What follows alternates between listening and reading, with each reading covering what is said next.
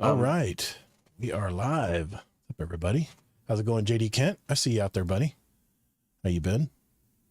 So we got we got Scarlet Maddie, Batman, Tajo, MJT2, and Fedora the Explorer, one of our newer members in our Discord. Welcome, sir or ma'am.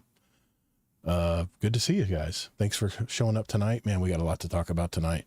Man, just so much news this week, and this episode is going to be a lot. Gonna be a lot of quick news hits. So, oh, you got an I don't want a lot to talk about. Let's try to keep it shorter. Oh, you got an emblem code for oh, I got you. Yeah, nice. Good deal. Well, let's go ahead and podcast. I think we're ready to go. Everything looks good here. So, let's do this. All right. And you cut off so much of my Discord thing when you put it in the Twitch. What? The Discord thing? Yeah. Like my window's like really zoomed in on Discord and YouTube on the stream. It is? Let me look real quick. Yeah. No, it looks just like it does in... No, it doesn't. I just got a screenshot. I just got to fit the screen. That's all. I take your... I center your... Look at Discord and look at Twitch. Yeah. Or YouTube. And it's like way zoomed in. It's a little bit. I can see a little difference, but not a whole lot. I don't know. Doesn't look much different to me. What do you guys think? I mean, those of you on YouTube it's or showing Twitch. like half of the window, and then it's not even showing the bottom part of the stairs. Oh yeah, I see that. Yeah, it is blown up a little bit. You're right. My bad. I'll fix that next time around. Yes, MJT2. I was just gonna say everybody's in Caldera, right? Everybody's getting those extra Ingrams. Yeah, I got to show you what I got today. I've been farming too. It's pretty cool. All right, here we go. Not everybody. I understand. There we go. 3, 2. What's up, Guardian? Welcome to episode 316 of Guardian Downcast. I'm your host, Todd the Gator, and I'm a day one Guardian who loves gaming and especially the Destiny franchise. We're the podcast that's all about your stories, your community, and your destiny. For those of you who may have discovered our podcast, we are a weekly gaming show with an emphasis on the Destiny franchise, but we like to sprinkle in some entertainment and other topics of discussion relating to our hobbies from time to time as well, especially on our roundtable episodes, which will be the last Thursday of this month, just so you know. We'll be, we already got 4 people ready to go and got all kinds of different topics we're going to talk about.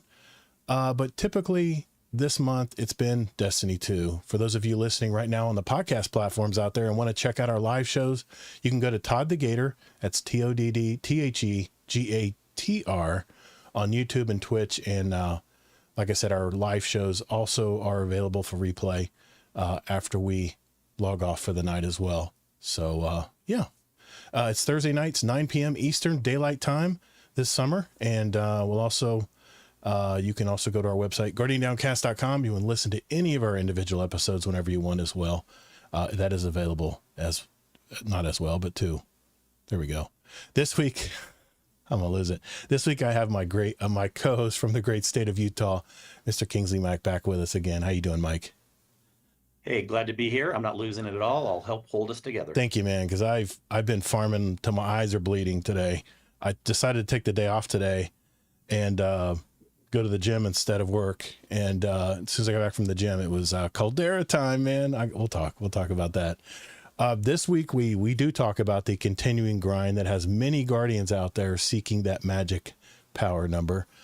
First, we're going to catch up with our week, see how we've been doing in Edge of Fate. I have one movie review this week that I'll share. And as usual, I'll report on any pertinent information from this week in Destiny from Bungie. And there is some information we need to share in there tonight. But for our main conversation this week, I have put an assortment of articles pertaining to Destiny 2 that I want to share, and we can all discuss them in the chat. We can all go back and forth and see what everyone thinks about it. But there has been a lot of banter this week in the new Edge of Fate, and that means a lot of content being released surrounding how we play Destiny 2. So we're going to go over some of that, over those articles tonight as well. If there's any questions from our community, and we have a few questions tonight, we'll answer those later in the show. And if you do have a question in chat, write it down. Make sure you remember it, because I know an hour and a half will pass and it'll be different as far as remember what question you wanted to ask, just write it down somewhere. And at the end of the show, we'll take questions from our chat too, if we have any there. And then finally, we have our question of the week in our Discord. This is a survey we put out concerning a specific question of the week. And I'll usually sound off on the results and read any comments from our Discord. And if you want to be more involved, I invite you to join our community. It's discord.gg/Guardian Downcast. It's the Edge of Fate Grind Edition. So if everyone's ready, let's roll. All right, Kingsley, before we get on to our topics tonight and the TWID, I guess I'm just deciding that's what the name of it's going to be now. Any true Bungie show would call it that. Yeah, you know, I've always called it the TWAB, but whatever. I guess I'm not going to get too technical tonight, but I just want to check in with you, man. What have you been doing this week? I haven't talked to you much this week. Have you been playing some Destiny, or you been playing other games, or you seen anything right now, or what's up? Not much worth noting other than we were guests on a recent DPS podcast show, and that isn't out yet, but check them out down the road. We'll probably remind you guys again. Yeah. The Dudes Playing Stuff podcast. Mm-hmm. We had Bell, we had Danger Power, some old dude. I can't remember his name. The old dude wasn't me, even though I'm older too. But I'm older than the everybody. old dude. Who was that is the guy? other guy on the podcast. Okay. He was. I'm the old dude. You're the old dude. I'm the old dude. I'm the OG guy. Yeah, but we had a great time. We appreciate them inviting us to the show. We just got to it was nice to just sit back and just BS and talk about anything we wanted to. And we did share, Destiny stuff, because most of them haven't been playing Destiny and are just trying to see if it's something they want to jump into or not. But good call, man. Good call. Mention that tonight, because we had a lot of fun on that. It was a lot of fun. What else you been up to, man? Yeah. And I brought a spicy topic too that probably wouldn't have ever brought up on this show, but you guys can listen to it if you want. Yeah, as soon as anyways, as soon as he releases it, we'll make sure to announce it in our Discord. Mm-hmm. No, but seriously, nothing too notable right now, so I don't mind passing it over to you, because I'm sure we'll have lots of other things to talk about. But we have a lot of things that are upcoming, things that we'll be doing, and but even like TV, movies, nothing notable right now that I haven't already talked about. So I'll pass it over to you, man. Yeah, same as far as TV. It's been pretty much my normal shows I watch every week, so I won't bore everybody repeating the same ones I did last week. But can I just say, I'm sitting here watching the early access Battlefield 6 streamers out there streaming this game Battlefield, and this game really looks good, man. And here's the thing. All they've really done is they've righted their wrong in Battlefield. Battlefield 4, Battlefield 3, yes, those games by DICE were so damn buggy all the time, and some things they never fixed. But this game really looks solid, man. It looks really tight, and I'm getting a lot of nostalgia vibes from when I played Battlefield 3 and Battlefield 4, when you're running through the streets of Cairo and running around with your crew and keeping everybody revived and playing Conquest. And man, in fact, what's funny is I see a lot of my old Battlefield friends logging on to PlayStation today. I'm like, oh my God, I haven't seen them logging on in forever. So I think it's bringing back some of the older, hardcore Battlefield players. And I'm like, what an amazing time it is to be alive in gaming right now. I mean, we have Solstice, Edge of Fate right now, and I'm going to get into that. We got Ash and Iron in a few weeks, including a revamped Iron Banner. We got Borderlands 4 in a month. We got Battlefield 6 in October, and we got Renegades in December. I mean, we have so much to look forward to playing. Yeah, you're only talking about the things that you like. There's a lot of other things too. You didn't let me get to it, but as a longtime shooter guy, that back in 2004, the only thing I could look forward to playing every night when I got home was Call of Duty. It is refreshing to see how many shooter games are coming down the pike. I mean, I've been watching the streamers today playing Battlefield 6. Even Astercross is playing Battlefield 6, and I could just tell he's got that itch. He's got that Battlefield itch. He had to break off and do like some kind of community debate or something about Edge of Fate, and I could tell he did not want to leave. He did not want to stop playing Battlefield. There's something about Battlefield, man, where you He can did get say in these at the end of games. his video there was a lot of bugs. I don't know if you watched the end of his Oh video. yeah, Yeah. of course it's a beta. I mean, that's why it's a beta. You're Well, yeah, ironing out I that only stuff. bring that up because you say in the past they've never really ironed out bugs and stuff. So hopefully that's not going to be the case again. But, Well, here's the thing about Battlefield 6 is they have 4 studios. It reminds me of the old days of Destiny when we had at least 3 studios working on Forsaken back then. And what a great release that was, man.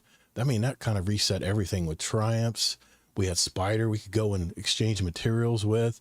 We hunt down all these outlaws that shot Cade. Sorry, spoiler alert for any of those I who haven't played Destiny yet. But it is such a good time to play a shooter game right now. I'm just so excited to, from between now and the end of 2025, we are going to have so much to play, and there's going to be a problem where I have to decide what I'm going to, set aside my time for every night. And that's a great thing to have, man, is have that much choice when it comes to gaming. And yeah, I realize there's a lot of other games out there, but I've been playing Edge of Fate every day this past week, and I'm about 320 power right now. I'm trying to get to that elusive 350 number at least for the short term, and then we'll be talking about that rare tier and 5 gear tonight later in the show. There's one article I'm going to go over is actually simplifying and reviewing what you have to do to get tier 4s and 5s in this game. Just as kind of review. What's with the 350? What's elusive about that? Well, you'll see later in the show. There's an article that actually goes through what we have to do to get those tier 4s and 5s. It's been kind of a mystery.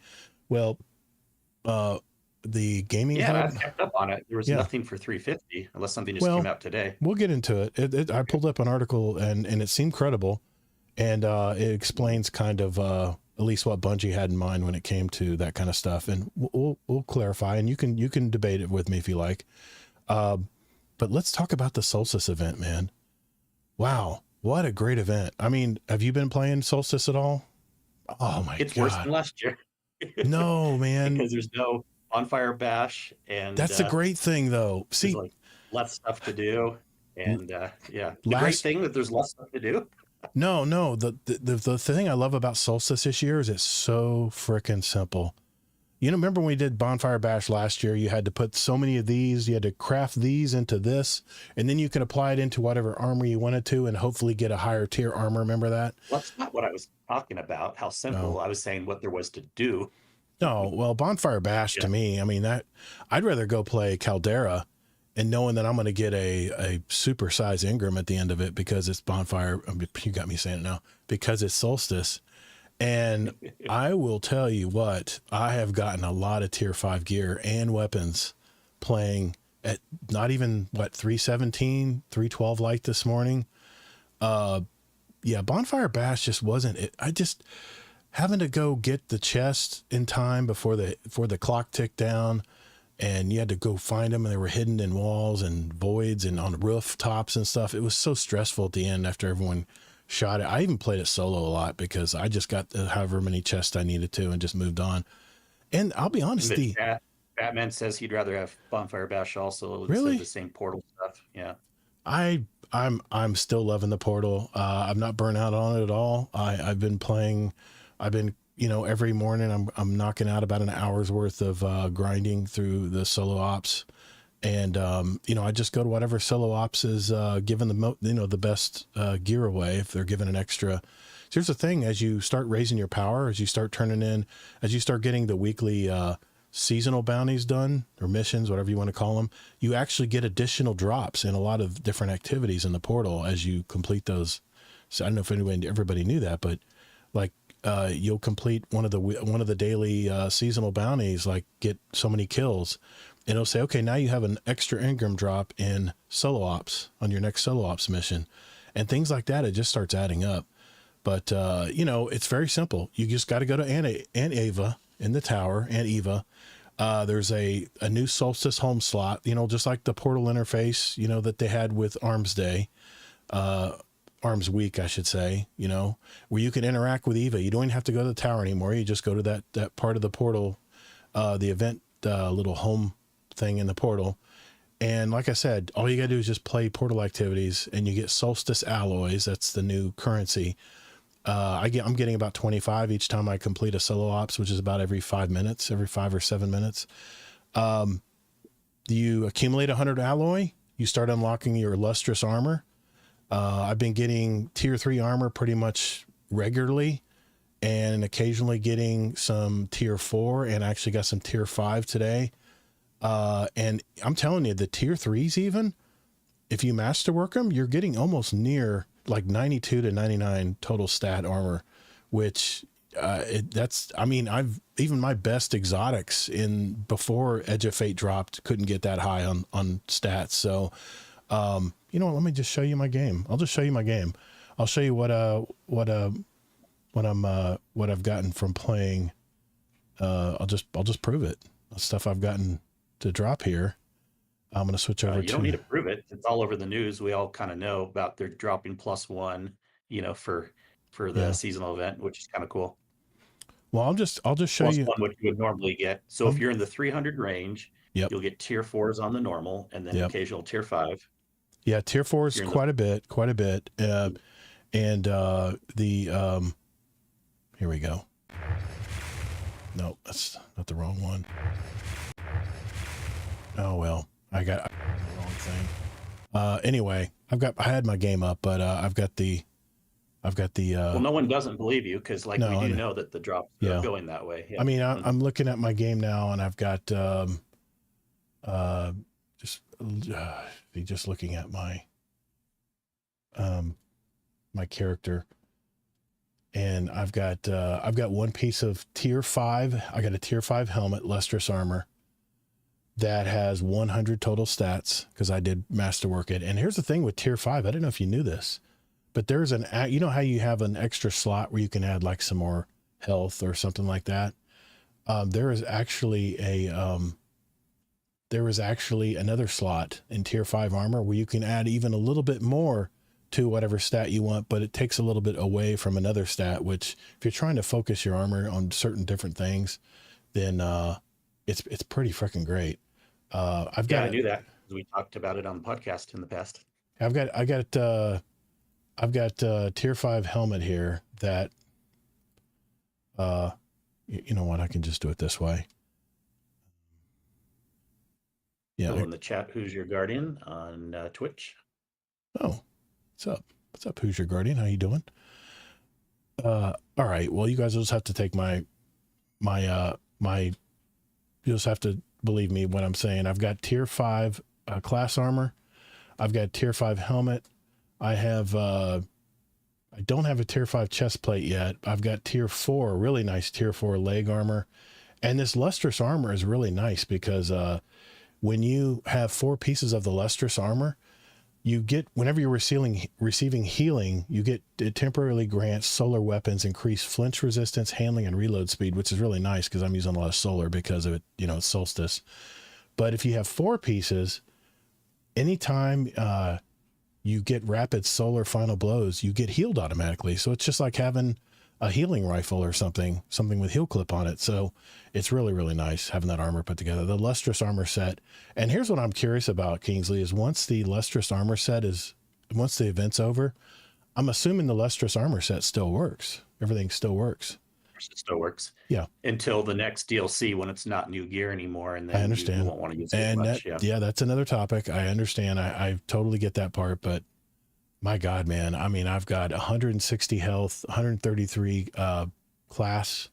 So I can get my, I get like a 12.9 overshield health whenever I get my overshields. There's a lot of, you know what's got me so excited? I cannot wait when I start getting tier 4 and tier 5 armor, different kinds. I can't wait.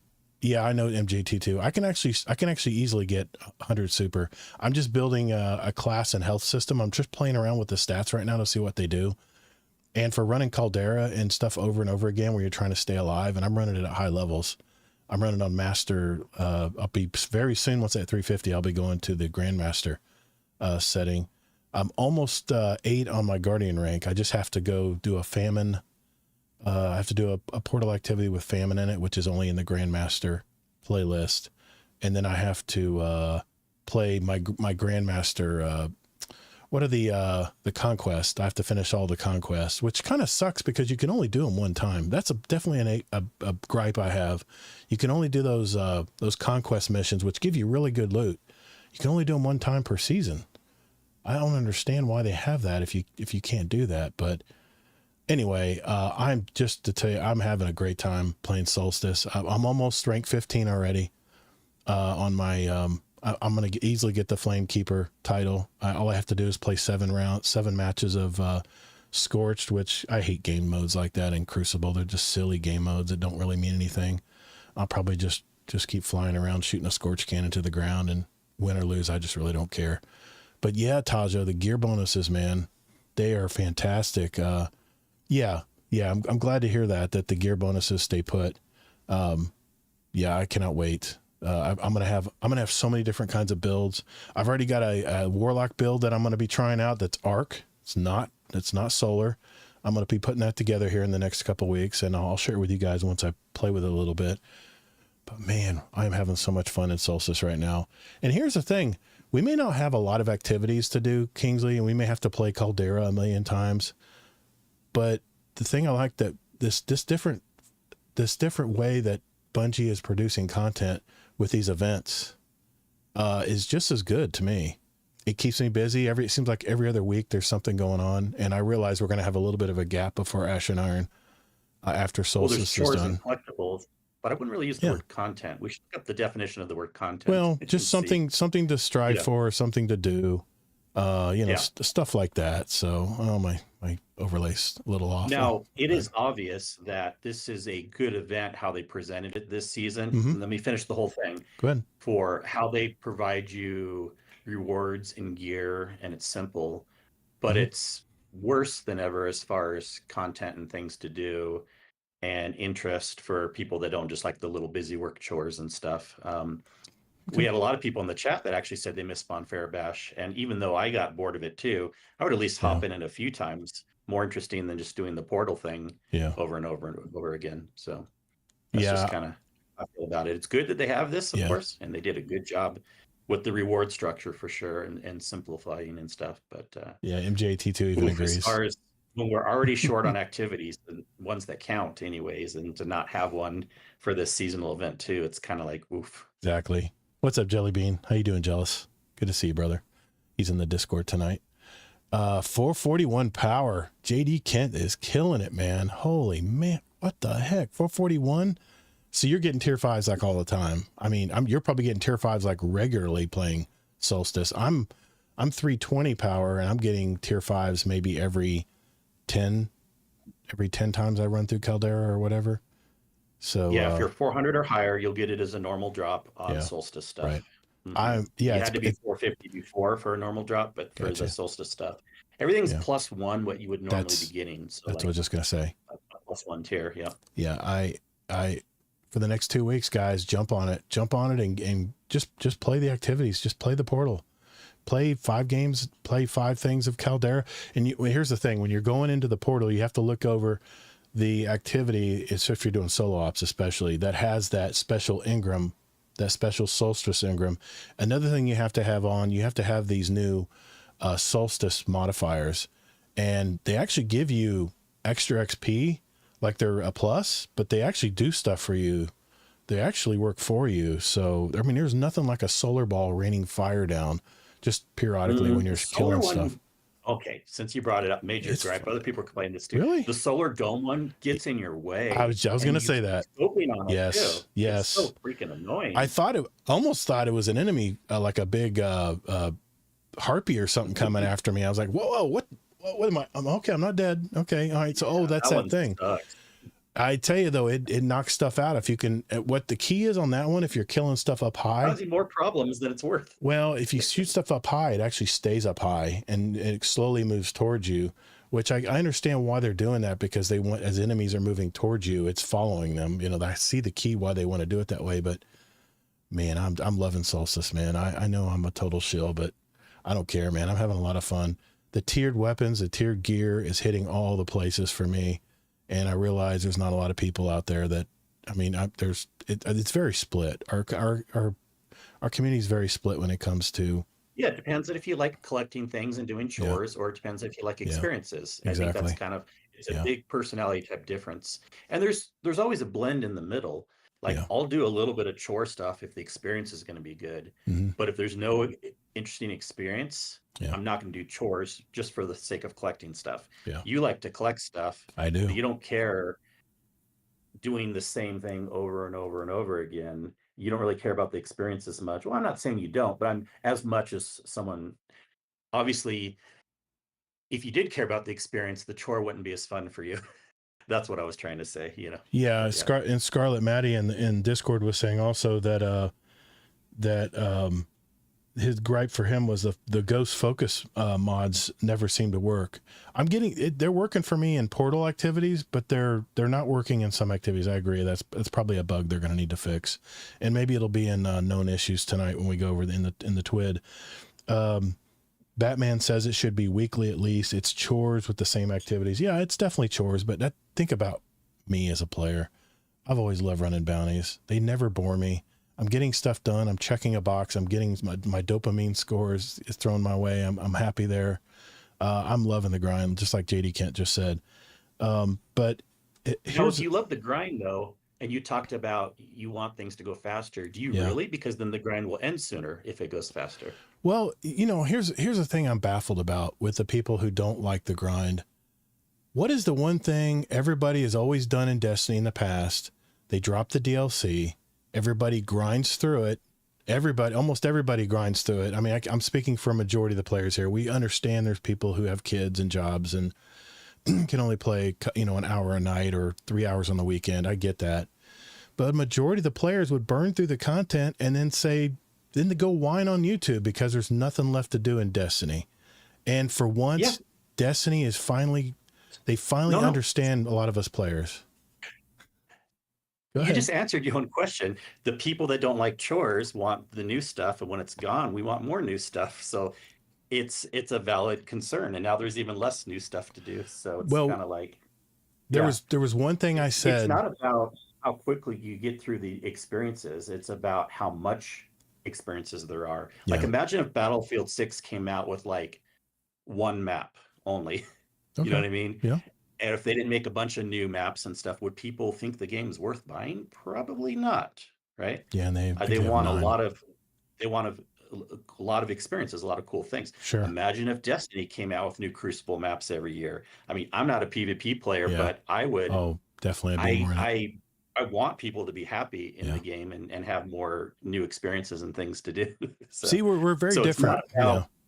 Yeah, it's not about because the people that drop off after the DLC, which I think is a majority of people, that's why we don't have as many people playing the game as we did the year before.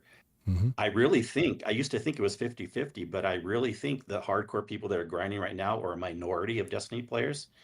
And the majority of the people that have dropped off and haven't come back are the ones that like the experiences more and the new content. I could be wrong, but that's just, if you look at the numbers, it kind of seems like that's. Let's talk about numbers. Let's talk about numbers for a minute, because I heard an interesting statistic today. They said that 30% when Final Shape dropped, 30% once they played through the content a month later, or about several weeks later, 30% were left playing. But according to this year, we have less players. No doubt we have less players playing, but 60% of the players are still playing the game 3.5, 4 weeks later.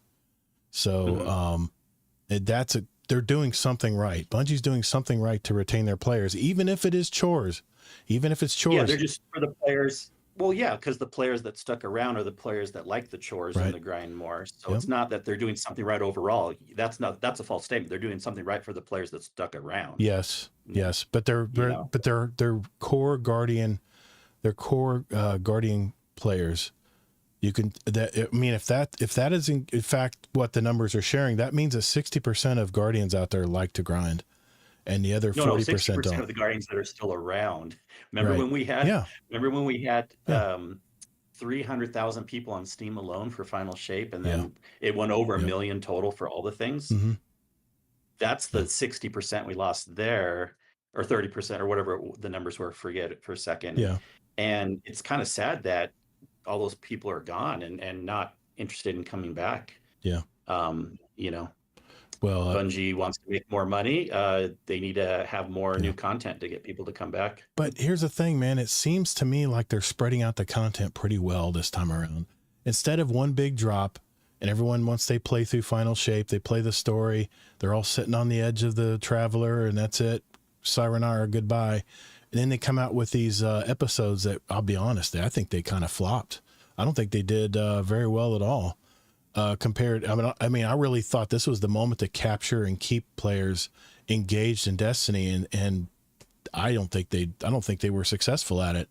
And it's apparent because they've had 2 stages of layoffs from Sony, and we're going to talk about that story later too. But what's up, Sweaty Spooks? What's up, buddy? I'm catching up on that. So you said if you think they're doing good now, then how come they haven't brought the people back? They obviously aren't. Because I think because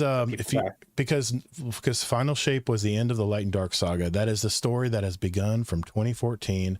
Was Light versus Dark. That story was wrapped up, and the people who liked that part of Destiny, they felt, I think a lot of them figured that was my best time to exit stage left and go play something else. And the people who remained, and yes, it's definitely a lower number, but it's very much, I would say we're very much like, what's the other game that everybody likes to play?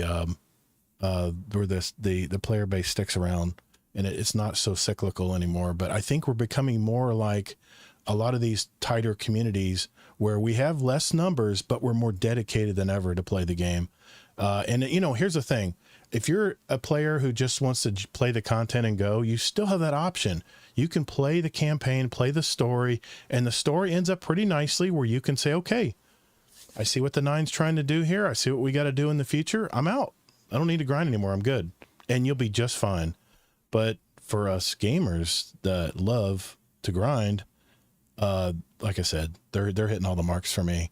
Granted, I'm not saying they're perfect. I'm not saying they're perfect. They got a lot of things. The gamers are the people that like to grind. Gamers can also be people that don't like to grind. Yeah. Well, I mean gamers that us gamers, almost like you're better than other people. No, we're not. I'm not saying at all. We're very different. In fact, Jealous even says it. He goes, everyone has their own experience. And the doctor, I'm just reading comments here while we're on this topic. I think what I'm hearing from you, I'm sure I'm wrong. What I'm hearing is for you, like, well, only like the cool people are around now, the people that appreciate the not game. At all. Forget all those not at all. players. No, not at all. That's not my that's not my point. That's kind of what it sounds like to me. I know. I'm not trying to sound pretentious. I'm really not. What I'm saying is they shouldn't just be looking for the people that like to grind. They are making a big mistake for not bringing the other people back, you know, to make more money, to have more news, like Destiny is really awesome. All these things are here and stuff. And so, yeah, that's what I'm saying. Yeah. I am worried about that part of it. I'm worried about that player base that wants to jump into the lore and really get into the game. And what was the one thing that I mentioned before in past shows that Bungie has to do correctly going forward? The activity has to be repeatable. The content has to be repeatable. Now, I didn't mean it like this. I didn't mean playing Caldera 500 times in a weekend. No, I'm not talking about that, but they have to be able to, like for instance, let's take Battlefield 6, for instance. The reason that game is going to succeed is because it is multiplayer. It's not for everybody. And they do have a single player campaign. If you want to play a single player campaign, Motive Studios is making their own. They're just in charge of making that story, and I'll play it. You know, I'm going to play it, especially if it's like the last one where they actually give you real weapons you can earn in that game that you can't in multiplayer, and bring them in. Like the P90, I remember, was one of the guns. But if the reason Battlefield 6, if it really is they tune it up and that's not too buggy and people don't get too frustrated, it's repeatable. Multiplayer is repeatable, just like you like to raid, and every raid is different. Like you've said in the past, multiplayer games are repeatable every time you play. And not only do these games last about the same amount of time as a raid, most conquest matches at least on the big maps last about an hour, 45 minutes to an hour. So you're fully invested in the game and you want to win, just like you want to complete those objectives when you're raiding. It's very much the same thing, and it's repeatable. Bungie has to figure out what that repeatable content is, but it can't be run Caldera 500 times. It can't. That is not only that. Even the hardest hardcore players who like to grind and do chores eventually will get tired of it, and Bungie has to figure out what that is. and we'll just have to see. Captain Kaggle says, "Hey guys, I found the podcast a couple weeks ago. I'm a new player, still trying to figure everything out. Glad to see faces that match the voices on the show." Well, thanks, Captain Captain Kaggle. Sorry. On the Nice to see you, on the man. Battlefield thing, I would love it if Destiny had like really large maps that Yeah. are like half an hour Right. experiences also. I know the game was never really built like that, but that Yeah. would actually get me a little more interested in PvP. I mean, I'm not rushing out to try Battlefield either, but if it was like put into a game that I'm already playing, like Destiny, Yeah. I would definitely give it a try because, when you're in big experiences like that, it's different than just boring old controller. You're just running in a circle, running in a circle, running in a circle, Yeah. just the same old small maps. That's I only going to want last so big long. maps, Yeah, it's only going to last Yeah. so long. Eventually, well, Bungie's already making good with a lot of the progression stuff. We'll talk about that in the TWID. Yeah, we're really going down a deep hole here. I didn't want our catch up segment to be this long, but I just want to read it. I know I did. I'm just excited. I just want to read some of the comments here in our chat. The doctor says, side note, it feels a little disappointing that there isn't any elemental set for Solstice this year. Yeah, I noticed that too. And I've already gotten all my gear, and I've gotten all my what do they call it, illuminations for my lustrous armor. But I realize I got a question for the chat. If you guys are playing the Solstice event, I'm still getting these armor alloys. What do I use these for now? I've looked around. I looked at the portal screen. I looked in the Solstice event. There's nothing for me to get. What is there for me to get now getting these 25 Solstice armor pieces every time I play a portal event? You collect them and you stay happy. I do not like that part. You mean I can't go get better armor or anything? You can use them on your alts if you haven't already. All right, MJT2. Where's the ban button? How do I ban people on this thing? Anyway, you collect them and you're happy. And you like Bungie, it. And you say, thank you, Bungie. May I have another, please? Okay, fine. Yes. Jellybean said episodes were just for filler, like how Disney is running Star Wars. I'm not going to go down that road, but I think some Disney stuff has been fantastic. The Doctor 3314 says Revenant did all right, but the other episodes kind of fell off. Yeah, Revenant, of course, is the last one, right? So it's got to be at least somewhat good because they want to carry your interest over into the Heresy new Edge of Fate. the last one. Well, was it Revenant? You liked Revenant? The one with the potions? Really? The potions? We don't just look at potions. There's more to it than just the potions. That was the least one I played. I'm sorry, Doctor. I'm sorry, the Doctor. That was the least one I played. That's the one I did play the least. I mean, the activity was fun. Funny. You judge a season and a DLC on the collectibles and the guns more than the actual content. It's a looter shooter, man. It's all about getting that gun where people are like, "Holy crap!" What's up, Scott Cam? So I'm gonna make Destiny Todd Edition, where all you have to do is play tic-tac-toe. And I know. I sound like an elitist. I'm really not. Even though I'm an elite guardian right now at rank 7. Tajo says, I love the grind and the chores. My issue with it is that it's a bit too long. I enjoy the grind, but you have to have time to end to enjoy the payoff of the grind. That's exactly what hopefully Bungie is going to be fixing in Ash and Iron. They've already talked about it in the TWID. Wait a second. There is no payoff when you get to the end. Well, no. Let me explain. I know what he's talking about. You have to be able to get to the power level and have time left in the season before we go back to 200 to enjoy getting tier 4s and tier 5s. I know what he's talking about.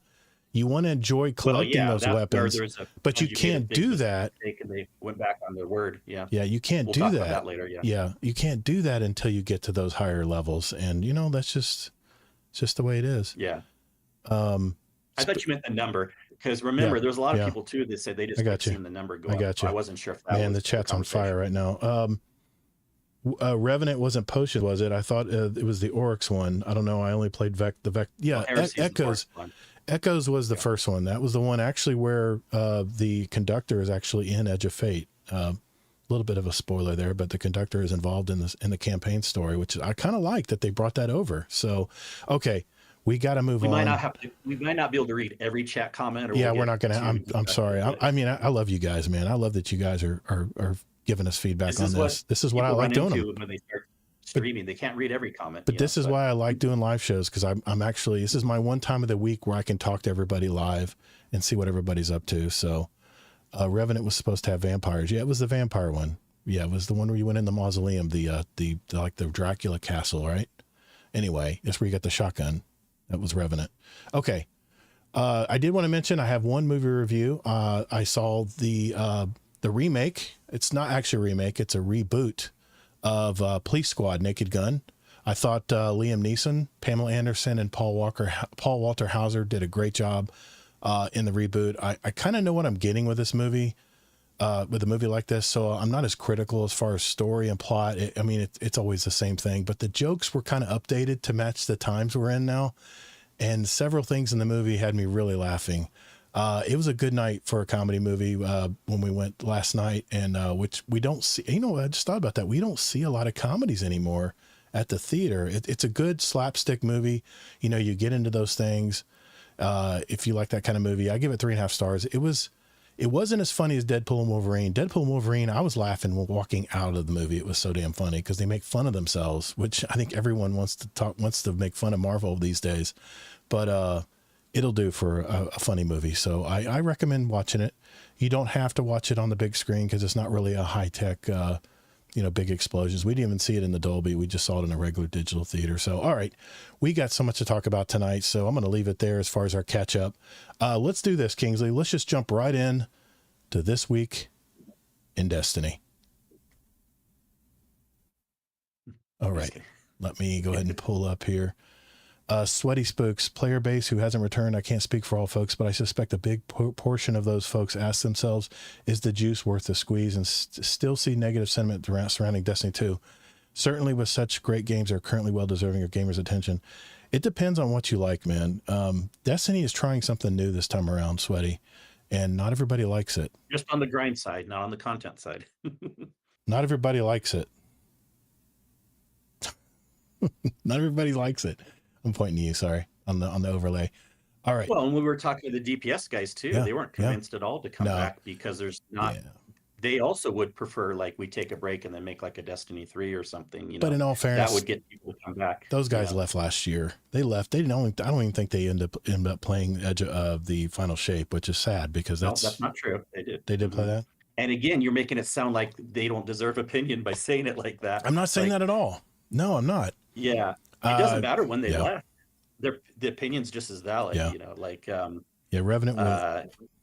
Revenant was the a lot of people aren't going to come back unless there's a Destiny 3 or like a huge drop like that's like really exciting. Now, funny enough, the Renegades might get people because of all the Star Wars stuff.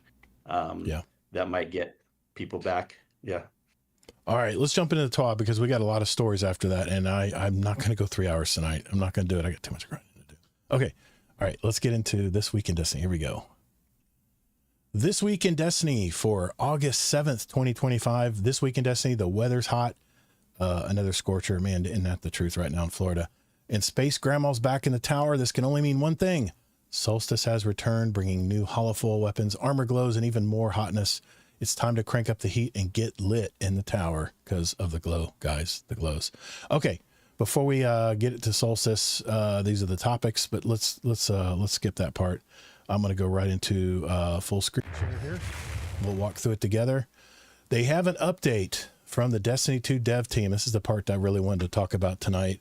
It's been a busy few weeks here. The sheer amount of changes that landed in 9.0 with the Edge of Fate has had our team working hard to address issues raised and discovered by you, our players.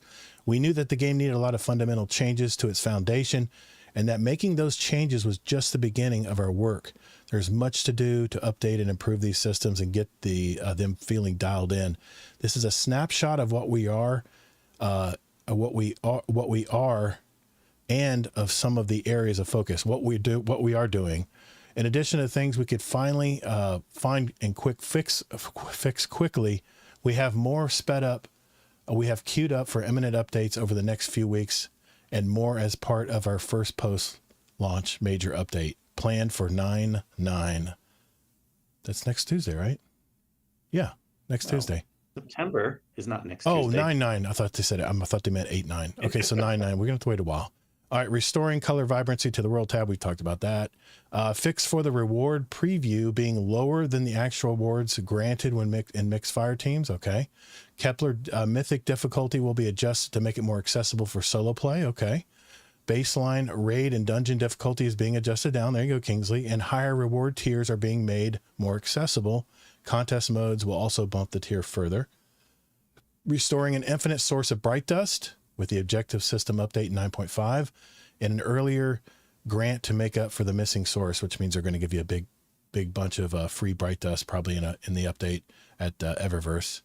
And 9.1 will contain much more than above. So this is what they're going to talk about in 9.1, which is it doesn't say when it's coming. Oh yeah, it is. It's the first 9.9. You just read it. All right. Beyond all the above, much more in the works. We've been hearing what you've had to say over the past 3 weeks and have gathered your feedback to focus on several areas.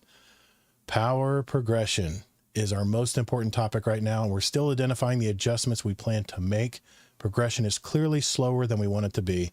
I think I'm hearing about 100 hours to get to 450. That is a long time. I'm not going to lie. And I've got 8,000 hours in this game. So I realize that's I heard like 120, 150, but let's just say somewhere between 100 and 150. That's a long time. That's a long time. But it's something you're working toward, and you want to be able to sure you get the good loot. You got to earn it. You got to get the number up. Okay. Portal. So, go ahead. Oh, yeah. On that topic. Yeah. Why do you, I have an interesting take. Why do you think they want it to be faster? Well, what I thought they were going to do was actually offer more Engram and more reward drops per completion of portal activities. I know that they're going to say here in the future that Crucible Ops and raids and the fire team match-made stuff doesn't offer as quick, doesn't give the commensurate amount of rewards for the time you're spending in that activity. And they're supposedly going to be fixing that. But all I play is solo ops pretty much, with an occasional solo fire team op, and depending on what the drops are. But I think when they mean faster, I think they're just going to offer more rewards, because no, I asked, why do you think they want to make it faster, not what they're doing? Well, I think was it MJT2 said it, or was it Tajo? Tajo said it. You want to be able to enjoy the work you've put in. You want to be able to have some time left before everything resets to 200 in December with Renegades. You want to be able to enjoy where you've gotten and actually start grinding and getting those drops for build crafting and getting those weapons you want to try to use in a raid to do better DPS or go into the Crucible. What does it do for the players like the JD Kents or you that like grinding more and more? I'm gonna love it. I've got faster. 2 alt accounts. Believe me, I'm not touching those alt accounts until I see Bungie make that progression easier. Anyways, I think the reason this makes a lot of sense to me. The reason why they want to make it faster is because for the players that are playing, they want to have a majority of people reach close to the end of the grind right before the next power bump. Yes. And right now, what's happening is some people are already dropping. They're like, we're sick of the grind. We're sick of the grind because it's too oppressive on the one side for the people that grind it all. Mm-hmm. So if Bungie can get that perfect number and make it a little bit faster, where it keeps them playing. All the people that do grind, let's say like 60 to 80% of those people right now, it's probably only going to be like 40, 50 if they weren't making a change, but 60 to 80% of the people that do grind, if they can get to that 400-ish level, even 450 before the next drop comes out, then they've got people hooked, because then they're always playing. You don't want someone to grind too fast and then be the hardcore players. That's always going to happen no matter what. And then they're like, okay, I'm done. Or the people that don't like to grind as much but still grind, you want them playing the whole time. Right. So if they make it a little easier, people are going to be playing right up until the next reset. So it's smart. It's what they should do. Well, you knew we were going to be the guinea pigs, right? We're going to be the test audience at first when they put this new system out. And they were going to tweak it because they don't want to lose players. They want people to have fun playing this game.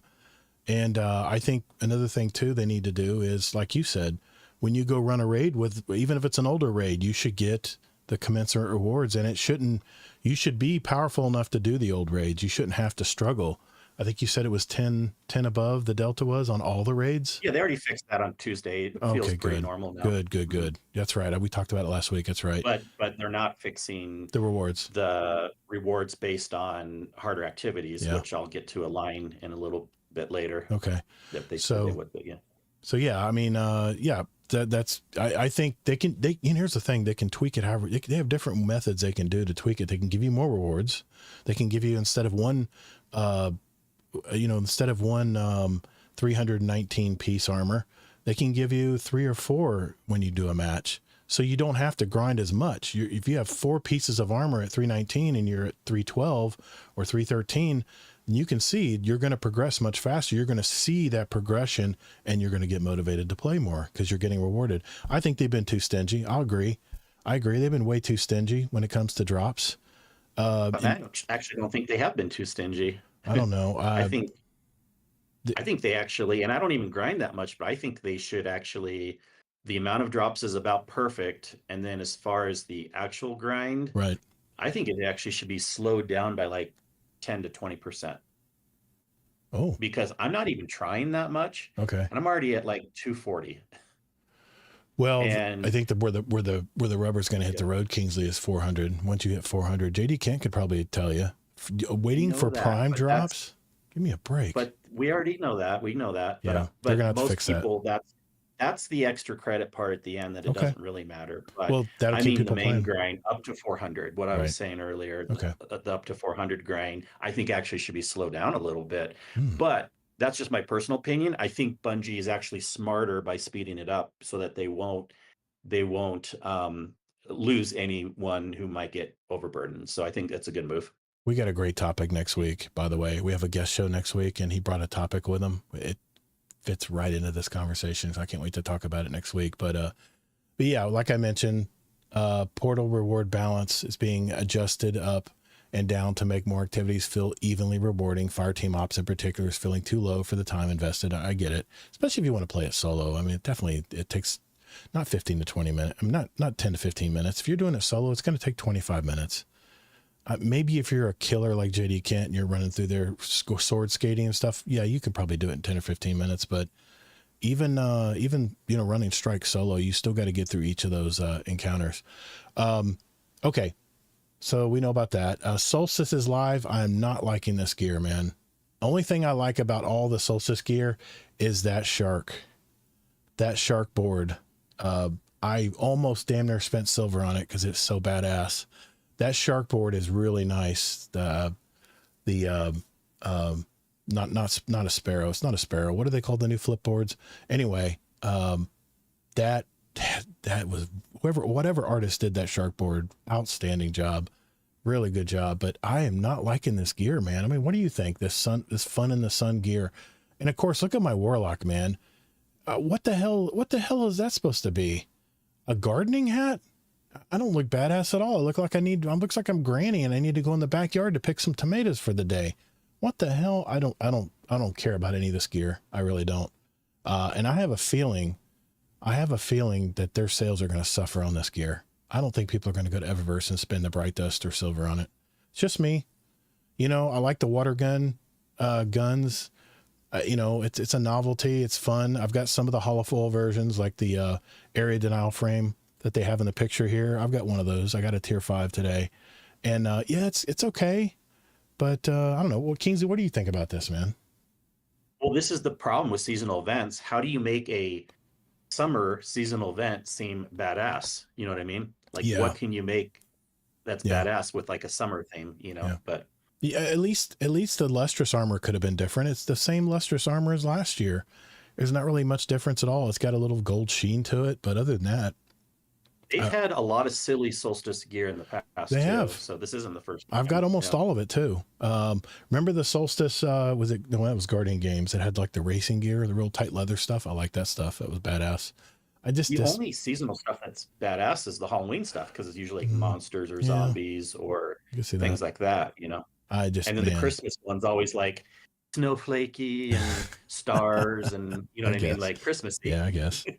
I'm just, for the record, other than that shark board, I don't like any of that stuff. It's terrible. This is the weapons they're talking about here. I got tier 5s on all these, by the way. All 3 of these weapons I've got tier 5s on, and the tier 5s are nice, man. They got a lot of it solves my problem with not having craftable weapons anymore. When you have 3 rows of combat perks, your combat perk rows and you have 3 different varieties on each row, it's pretty hard not to find something that you're going to like. See, it was a good idea to switch to the new tiered system. Yeah. Tier system's working, man. The holofulls definitely look good. I love the ocean view here. I love the water flowing back and forth on it. That's really cool. I like that. I've got a few of those. And the reward drops. This is the Solstice armor. I mean, look, it looks like all the Solstice armor I've gotten before. I don't really see much difference in it, but the only reason I really care is because when you use your alloys to buy your Solstice armor, it is really highlight stuff. It's at least 3 higher than your current power level. So it's a good way to farm power too. But once you buy the set, you're done. You can't go back and rebuy it. I don't understand why we don't have reusability there where we could try to get a better set. We used to be able to do that in running. I guess it drops when you finish the portal activity. So I guess it solves that problem. Sorry, I'm talking out loud here. I'm thinking out loud. They simplified it. You wanted it simplified. It's very simple. No doubt. It's very simple. So now I just have to wait for drops to drop. And I've gotten some tier 5 stuff too. And the drops are fairly, I don't know. Without even trying, I'm getting a good amount of drops. Yeah. The drops are very healthy. That's for sure. I love that the rapid solar final blows heal you. I've got 4 pieces on mine as well. It's really working good, especially when you're running through harder content where you start hitting champions. And I know you don't have to do the champions, but it gives you an extra revive in case you get in trouble. This is the glowing ball that we talked about that comes at you. You feel like you're getting dive bombed and you're wondering what the hell is going on. It definitely is too blinding, but it's only here for your reticle snaps to it. Yeah. Especially on controller. It's annoying. If you can see a reticle, it's so damn bright. Like I said, not a fan of the armor. I haven't unlocked all the tracks yet. I got the ghost shell. I got the, I didn't have room for the, I guess they're supposed to look like boats and like a little RC boat here for your Sparrow. I don't know. It's okay. I'm more serious minded when it comes to this. Now they do have a new emblem dropping to celebrate the summer solstice event. The new Twitch drop is live. All you have to do is just gift a sub in the Twitch, any participating Destiny streamer Twitch account. I believe mine's activated. And you get the gracious gloss emblem.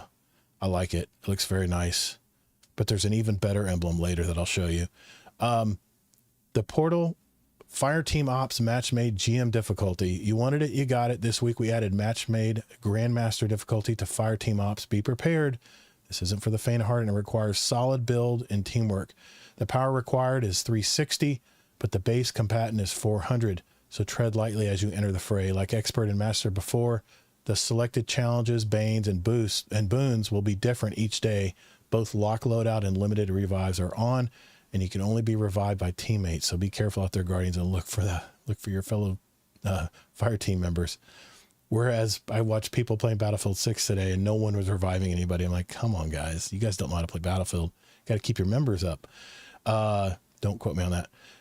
Next week, the portal will receive an update in the form of the Accelerator score multiplier, which slightly increases the challenge multiplier, making it easier to attain higher score awards. This is really good because as you get like 250, 350, it's really hard to get the A tier in your farming activities and whatever ops you're doing.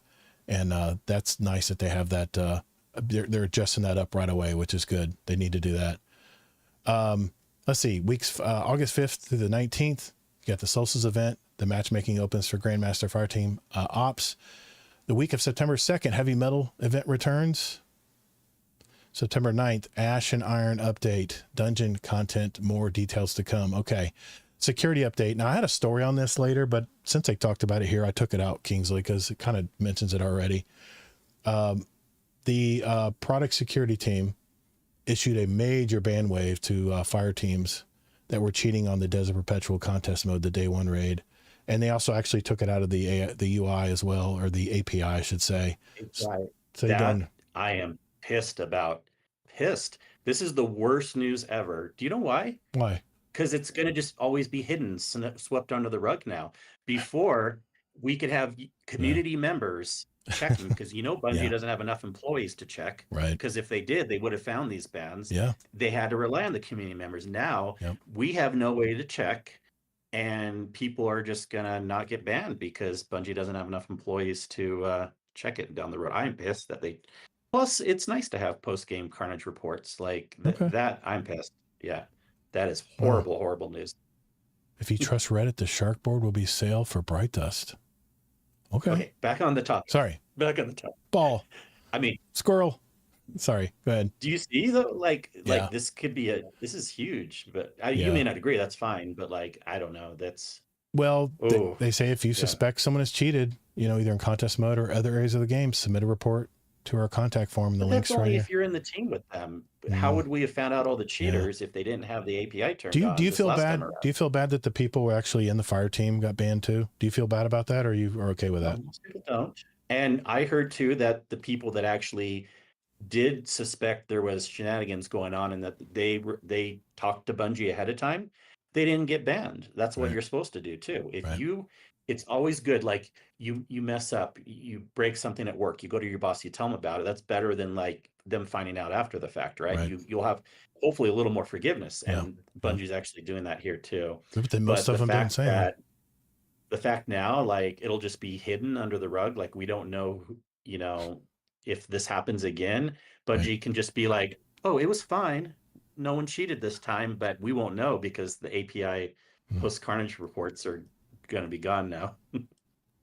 Isn't this MJT2? Isn't this just them removing the post game reports that had the cheaters in it this time, and not the post game reports forever?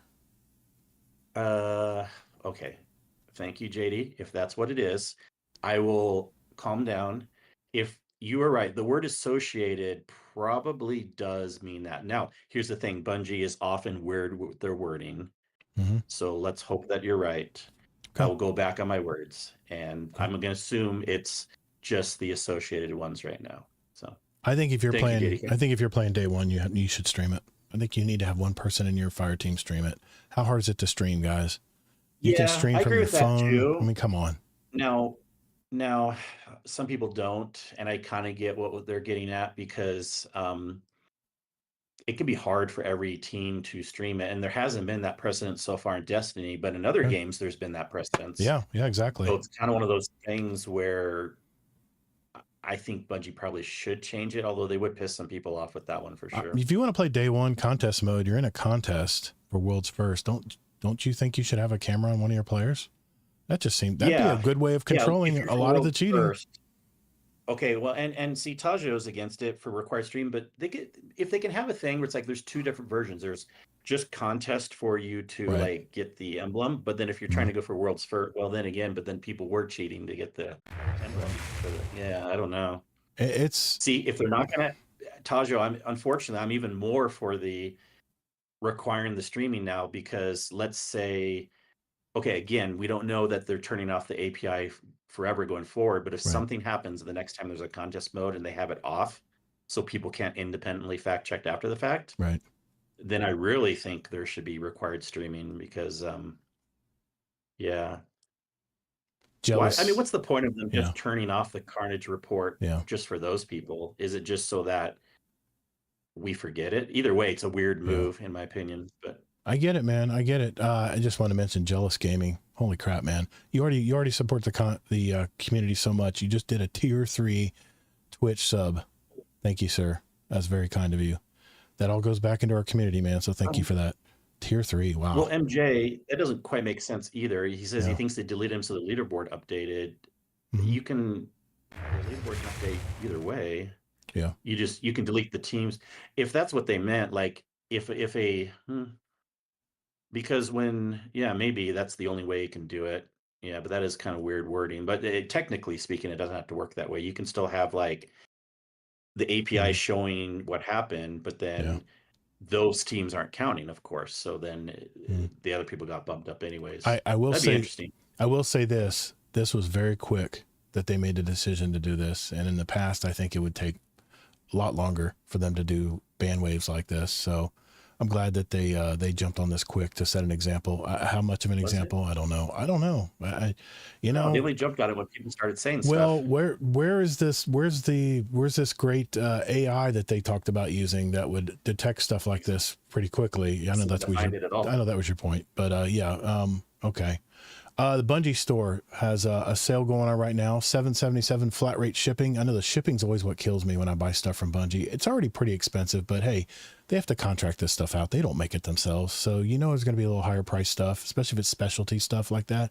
But look at the emblem they're giving away here. Whenever you buy something just during the Solstice event, which is this 2 weeks, I'm probably going to go find something to buy in there because I love that golden ray. Look at the golden rays, Emran. I love art. I love when they put a lot of artwork into emblems like that. So there you go. Bungie rewards retiring soon. You can go through bungie.net, see all the rewards that they are retiring. I won't get into that.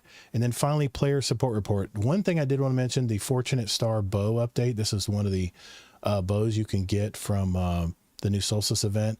It says, due to the bow displaying as a precision bow, but being built to be a lightweight frame, it is not currently receiving the intrinsic benefits of either a lightweight or precision frame. We'll be updating all versions to correctly receive the lightweight benefits in an update 9.006, which very soon. So anything on the known issues list, it definitely is a lot shorter than it has been in the past. Anything we need to hand pick out of there that you see, Kingsley? It's shorter because they're not listed in them all. It doesn't mean that there's less issues. No, I agree. They just focus on what they want to. So if you go to the Bungie known issues website, Right. That's where they all are. Right. And then in the TWID, they always just show what they think is most important. I got you. Okay. Yeah. Artist of the week. That's very beautiful of the Witness. Very nice. War Song of the Bladed Path, a fan made. I love Destiny music that's fan made. That's pretty cool. As we come to a close, we want to let you know we hear your feedback about the portal, rewards, raids, dungeons, and more. There are active discussions taking place daily about all these items, and we're planning on working on them in the future.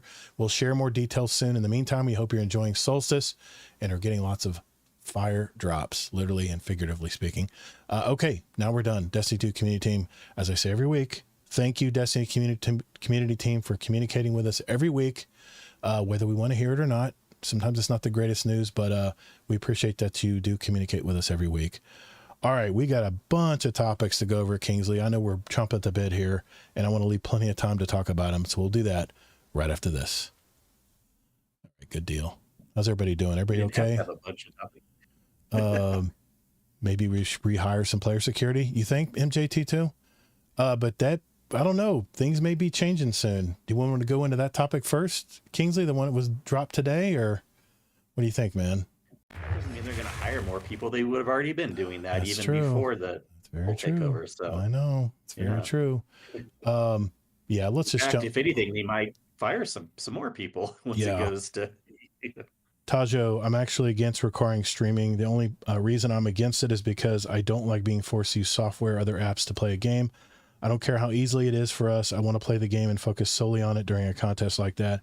I understand there might be a minority opinion, but nonetheless, I don't want to be forced to do anything. I get that. But if you're playing and you need proof that you completed it first, if you don't care about that, then I get it. But if you're trying to compete for a trophy or a belt or whatever it is, I think you need to have some video proof that you did it. That's all I'm saying. It's either that or, again, I will give Bungie credit if the AI is better this time around and they allow the community to see the API reports at least for a while before they ban the people, then that can work again. And if they do it quicker too. It was really interesting because this time it was like a lot more quiet chirp when this raid contest was out. Like they were kind of like radio silent for a while, and then I really don't think they were gonna do anything until the community kind of spoke up. Yeah. Well, let's keep moving. I want to keep chugging along here. We have several topics of the week this week because we all pretty much are, probably even some of you who are listening in right now are grinding as we speak. So we want to talk about some major things that have popped up. Just articles I've been perusing this week. So I figured it'd be more of an informational episode. But here we go. All right, for this week's topic, I want to go over some articles that have popped up in the media surrounding Destiny 2 Edge of Fate. Just see what everybody's opinions are on this. I mean, we got some good ones tonight. And before we go, we're also going to review how to get that rare tier 4 and 5 gear, not including the Solstice event. So once the Solstice ends, this, at least for now, this information will help you get that higher gear, so at least you know what to shoot for. So let's move on to our first article. I first article I want to talk about is the fact, and it's real short here, is the fact that Bungie has admitted that there's a big bug with player movement speed, and not just in the Crucible activities. I was playing hardware last week, and I had a lot of those enhanced athletic mods on, and I got stuck with that bug where I was like running in quicksand. I don't know, it was debilitating. I felt like I was a sitting duck when it came to playing Crucible, but apparently, from what Bungie is saying, that there is definitely a bug where it is not performing the way it has supposed to have been. There it is. This is the one right here. This is the article from what is it? The game? I can't remember. They always go TGP. I never can remember who does this. This is Zuad Ali, and he confirms that everybody's moving slower than intended in Edge of Fate. Just short and sweet, because of the new Armor 3.0, that it's something is bugged in the system where people aren't able to move as fast. And as part of those changes, the mobility stat, which previously impacted how fast your player moves and jumps, was removed from the visible stat list. In its place, Bungie applied the weapon stat and said players would now have a default movement speed, which could be boosted using the Enhanced Athletics leg mod, which I have 3 of them on. But here's what they talked about it in the July 10th TWID. So Titans and Warlocks were supposed to move at an equivalent of 30 mobility, while Hunters would start at 40, slightly quicker than the rest. But now, thanks to the work of one community member, it looks like the base mobility is bugged. Over the Reddit, Destiny the Game Reddit, a subreddit, a user named Christic Knight investigated how movement speed is actually working in game after Edge of Fate, and their findings paint a pretty clear picture. Players are slower than they should be, especially Titans and Warlocks. Christic measured Guardian movement speeds at different mobility levels. Using data from before and after Edge of Fate to compare, the results show that Titans and Warlocks are currently moving at the equivalent of a 0 mobility. Holy crap, which is about 5 meters per second, not the 5.6 meters per second expected from the promised 30 mobility. Meanwhile, Hunters are sitting at a 5.2 meters per second, which lines up with a 1 mobility, not 40. So yeah, they got some work to do there. They said even with the new Enhanced Athletics mod, which Bungie said would provide the equivalent of plus 30 for 1 mod, plus 50 for 2, and plus 60 for 3, I had 3 of them on, the numbers still fall short. Christic found that these mods are adding the correct amount of speed, but they're being applied on top of the wrong base value. I totally get that. Meaning players are consistently about 30 mobility behind where they should be in all classes. So they have a chart here showing what everybody is running here, meters per second. They get into how it was tested and stuff. We don't really need to get into there, but they did say that they have acknowledged that there's a problem with this, and they said, thanks for the report. We just checked in. The content confirm it's bugged. We're going to increase it up to 30 for Titan and Warlocks and 40 for Hunters as promised, aiming to get it out in one of the upcoming updates. That's all we need to talk about. I just want to admit that if you're running the portal activities and you seems like you're just not quite moving through the worlds as fast, that Bungie did fully admit that it is a problem. So, okay, the next story I want to talk about is something that just popped up in my feed today, and there's been a lot of YouTubers covering this as well. And it is something I kind of expected to happen, but not this quickly. But Sony confirms that Bungie is becoming part of PlayStation Studios. The independence is getting lighter. This is again from Zuad Ali. I like his articles. They're very quick and right to the point. They've confirmed in their basically in their Q1 earnings report that over the past year and a half, several key departments at Bungie have already been moved under Sony. This includes teams handling marketing, publishing, HR, legal, IT, production, and most recently, strategic partnerships. Well, it makes sense with Star Wars. Even Bungie's creative studios and leadership figures like former CTO Luis Vegas have transitioned into senior roles at PlayStation. Sony now says Bungie is becoming part of PlayStation Studios. It came when the chief financial officer, Lin Tao, addressed Bungie's status, confirming that its autonomy is slowly fading. Quote, about the governance of Bungie at the time of acquisition, we were offering a very independent environment. So that was one way of thinking, Tao explained. Quote, however, we have gone through a structural reform as we have announced last year. So this independence is getting lighter and Bungie is shifting into a role which is becoming more part of PlayStation Studios and integration is proceeding. In the long term, you can see this is an ongoing process. So the direction is to become part of PlayStation Studios. In simple terms, it means Bungie isn't operating fully on its own anymore. Bit by bit, the studio is being folded into the larger PlayStation organization, just like Naughty Dog, Santa Monica Studios, and Guerrilla. Man, I love that studio. While no specific timeline was given, Sony clearly sees Bungie as part of its long-term plans for first-party development, especially around live service projects. Bungie has had a rough stretch lately. We've talked about that. They had layoffs in October 23 and July of 24. Like I said, the Edge of Fate's pre-orders were reportedly down 50% compared to Final Shape. This follows a continued drop in player engagement and interest, adding further pressure on Bungie as it works through internal structuring and full integration into PlayStation Studios.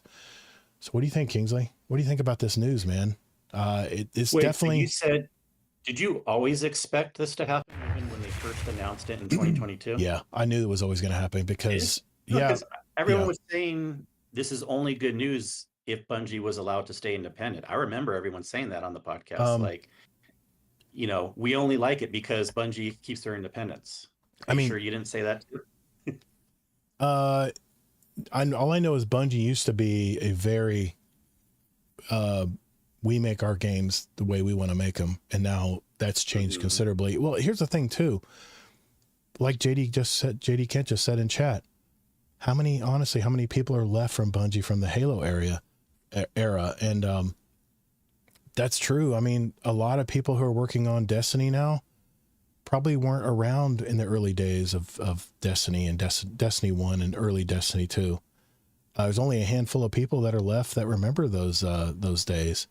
A handful is, that's being very liberal saying handful. Well, you're getting sidetracked, but you're pretty sure, because I could go back and play the tape, but you're pretty sure you didn't, because I thought you thought it was good for them to stay independent. Well, whatever I said, deep down, I knew as a business that they were going to be absorbed eventually. I mean, the writing was on the wall. The writing was on the wall because, I mean, the sales figures aside, I don't know. As a $3.5 billion investment, I was worried that they were going to strip Bungie and just get rid of Bungie, just absorb all their talent. But at least they're keeping the Bungie name in the suite of studios that are under PlayStation Studios. So that part is good if they can make the right decisions going forward when it comes to the future of Destiny or whatever Bungie decides to make in the future, like Marathon. And there's another story on Marathon. I'm not going to talk about it tonight, where they talk about how they're going to give it its best chance. And that they said that early indications are that people have been excited about playing it. So I didn't see that, but we'll have to just see on that part. All right. But well, is this a good or bad? I'll be truthful. Yeah. I think it's bad. I'll be truthful because, well, I don't think it's bad what will ultimately happen, but it's really bad news because I know I said when Sony was taking over that I only liked it because Bungie could stay independent. So I'll be truthful on what I said way back then. And I feel like most people were saying that. So one of two things happened here. A, they were lying. They were never going to let them stay independent. Or B, it's because they're doing really bad with sales and all this stuff and it's crappy leadership. And so that's why they're taking over. And that one seems more likely because there's already been news stories coming out in the last year that Sony has said, like, yeah, we're probably going to be taking them over because things aren't going as well. So I see it as kind of bad news either way, you know? Yeah, I had a feeling it was going to be tied to sales figures. I mean, for that investment, they have to meet certain goals. And if you remember, Bungie really, at least the higher ups at Bungie Studios, had this grand amount that they thought they were going to make or sell of the later Destiny 2 product, and it fell very short. And if that is what Sony based their $3.6 billion in investing into this studio, then they probably got duped. And why they're probably putting a little tighter reins on the company now. And let's face it, notwithstanding all of the drama in upper management where people got fired because they were inappropriate to people, and that's still going on in courts. Who knows what actually happened? But you hear all these different stories within the studio about shakeups in the upper management. I don't know. See, Herman Now, Holt. I still think this isn't bad news of what they can produce going forward. I just say it's bad news what happened. Those are two separate points in my mind. How it'll go down the road with development, there's no way to know. There's no way to know. I don't think, though, I think we were talking about this offline or in between segment or whatever, like, I don't think they'll necessarily add more employees, though, because why? Because already they're not bringing in a lot of money for the game. So, you know, there's no way Sony's adding more money to the pot now, but it doesn't mean it's going to get worse. And it could even get a little bit better. Maybe if Sony's like, you know, just even be less ambitious going forward, have, you know, just with how much money you have, if you can at least keep the, you know, 40,000 average players on PC, on Steam, you know, that smaller amount compared to what it used to be in the glory days, then maybe they'll be fine with that, you know. Here's where I think it might be good news, being that Bungie Studios will be under the umbrella of the PlayStation Studios. There might be more, Sony may be more liberal about letting allowing other studios to help out during crunch periods. I don't know if that's actually, they could have already done that. They were could already have owned by Sony. Yeah, that's true. They could have, but now that I just never saw, okay, you want to give us $3.6 billion, but then we still make our own decisions on what we want to do, and you have no say. What is wrong with that picture? That's they got duped. That's like saying I'm going to buy a $100,000 Maserati, and the Maserati dealership's going to tell me when I can drive it. That does not make sense, dude. I never saw that playing out. And it was a minority opinion back then, but some people were saying Sony was duped. They're like, there's no way they should have bought it for that much money. And I also heard, it was a minority opinion back then, but yeah. And I also heard some opinions saying that fire all the upper management and let maybe Sony can run it better. I heard a lot of people saying that as well when we heard about layoffs and how they were absorbing some of the layoffs into the studios as well. So we'll have to see, I guess. I mean, I know Sony's going to protect that. I think now, if anything, Sony's going to protect that brand, that Bungie brand, just like they do with Guerrilla Games.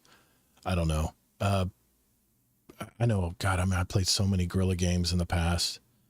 I mean, I cut my teeth on some of those first-person shooters when I was just getting online and playing games. Anyway, I don't know. We'll have to see. I don't know if I can't really place whether this is good or bad news or not. There's no way. Do you think Herman Holtz will be able to steer the ship right? You know, now that it's going to become part of PlayStation Studios? I don't know. Well, here's the thing.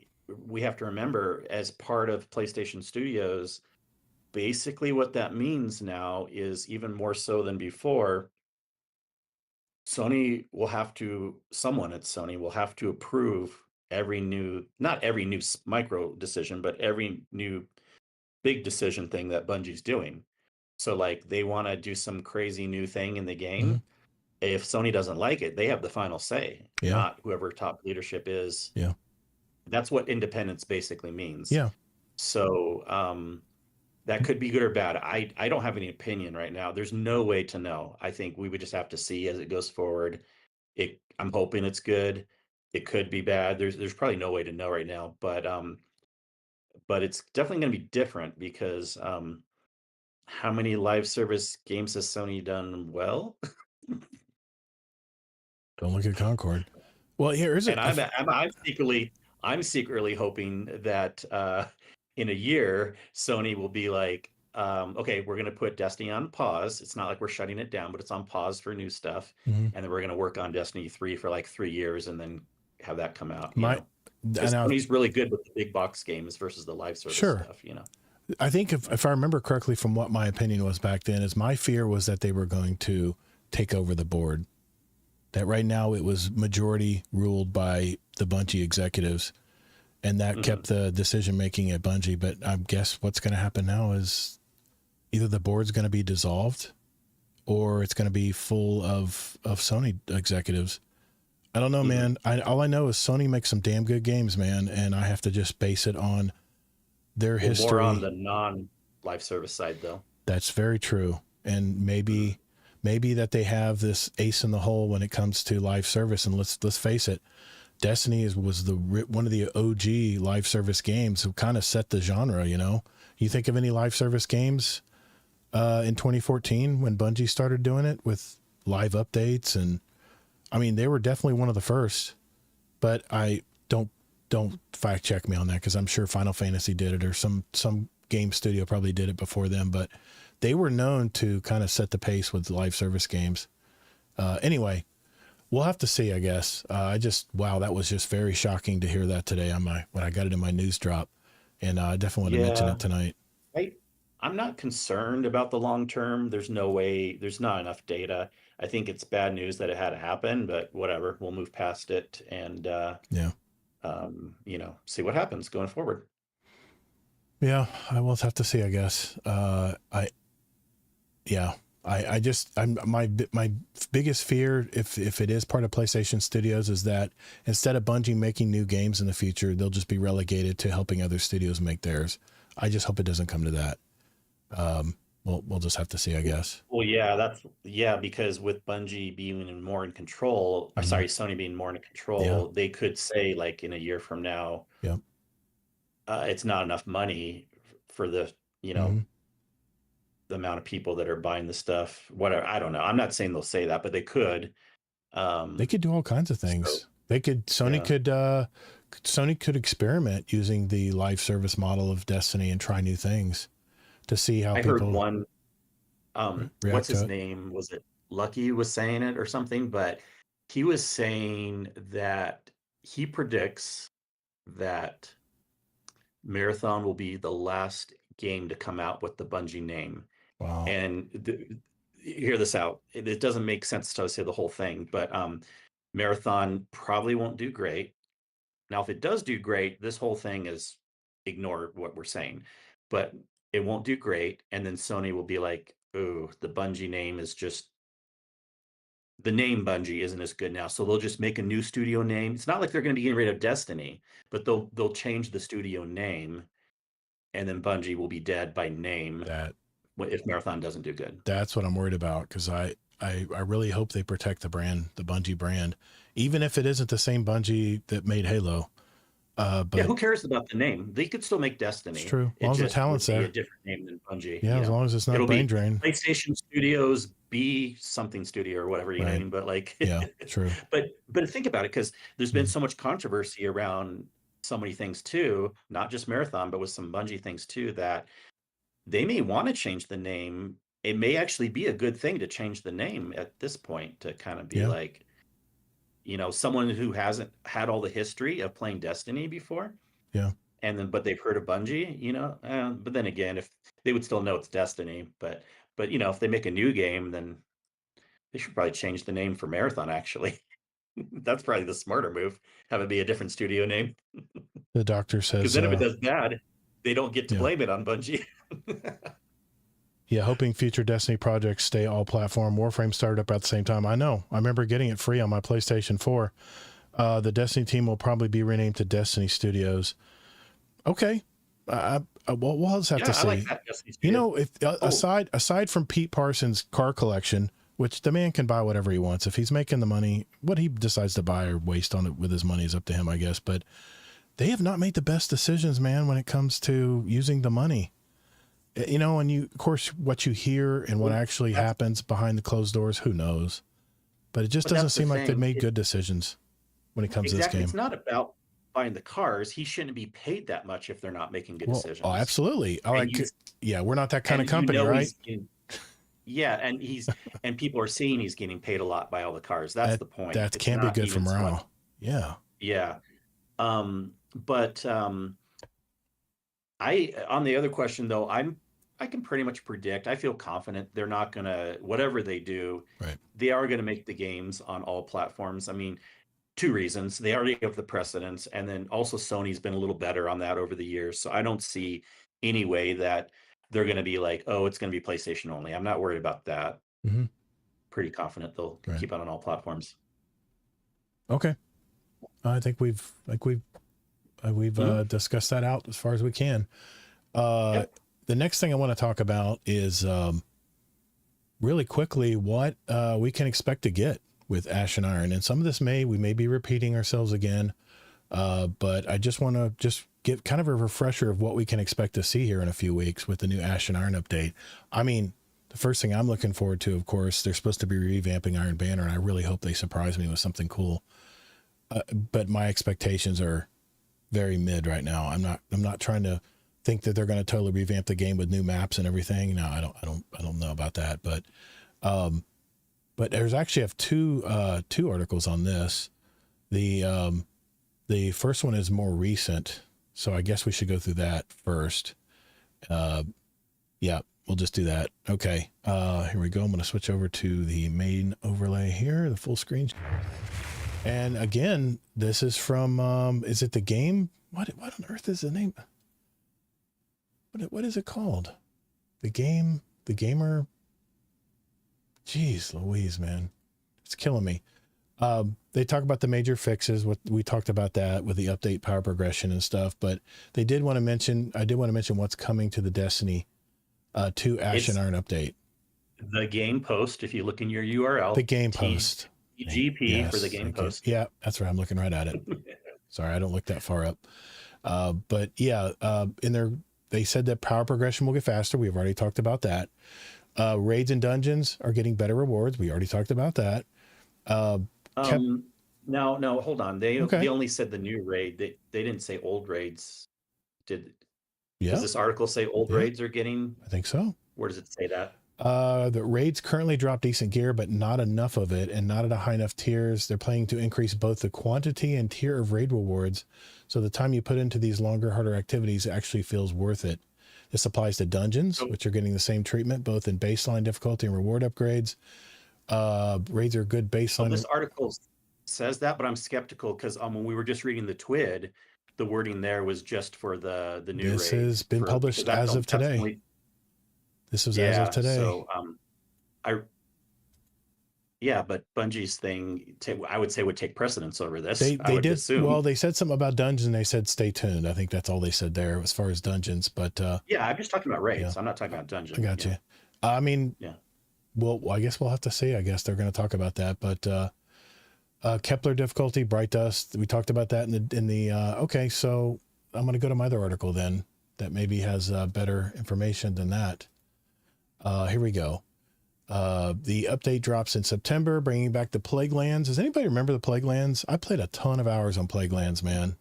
It is on, it's on Cosmodrome, if I'm correct, right? So like a different branch of Cosmodrome, like branches off of Cosmodrome. Because we only play a portion of the Cosmodrome right now. We don't play the entire Cosmodrome like we used to. Well, no, it's not even just that, but even in there's still more Cosmodrome in Destiny 1 that we don't have. Mm-hmm. That's not even Plaguelands. But exactly. Then on top of that, what Plaguelands did, if you remember, I remember this very specifically. Yes. It took a portion of the Destiny 1 Cosmodrome and made it Plaguelandy. Right. And then it opened up a new portion. Right. So it was kind of like it's like a big loop. The map we already had. Yeah. And it had a new area too. If I remember correctly, it was like a big loop, like a big circle, right? Different areas of the Plaguelands, but it was like you could take your Sparrow all the way around it and come back to the beginning, like a racetrack. Well, yeah, you can always kind of do that in the Cosmodrome, but Plagueland, what that means is everything was kind of Siva-ish. So think about like the stuff that comes out of your Outbreak Perfected. Right. But it's like kind of like sparkling all around, and also the enemies.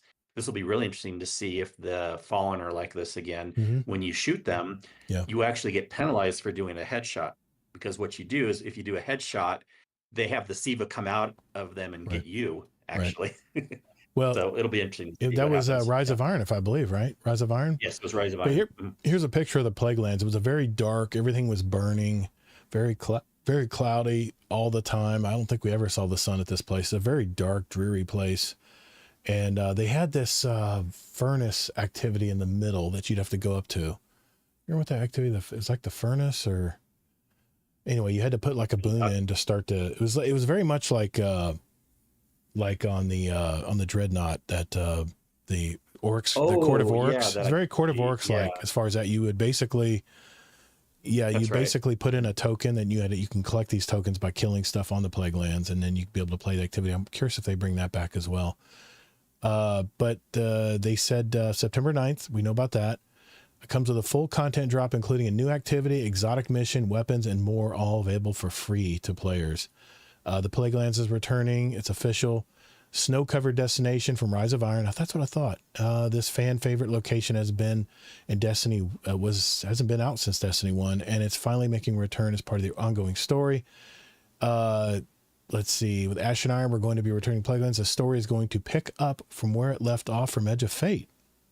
Okay. There's your content. At least some content, Kingsley. The continuation of the story. Oh yeah. We're getting an area, and we're getting a new activity. So of course I'm excited for those things. New seasonal activities called Reclaim. Ash and Iron add a new 3-player activity called Reclaim. Bungie describes Reclaim as a team-based mission where resources are limited and working together is essential to survive.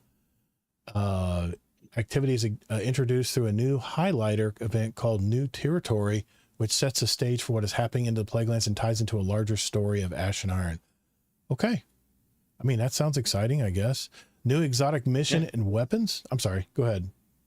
Well, we'll see if it's exciting. Have you even gone in the Civ activity much in the I have not because and I know it's good. I know it caps at 300 power from what I heard as far as drops.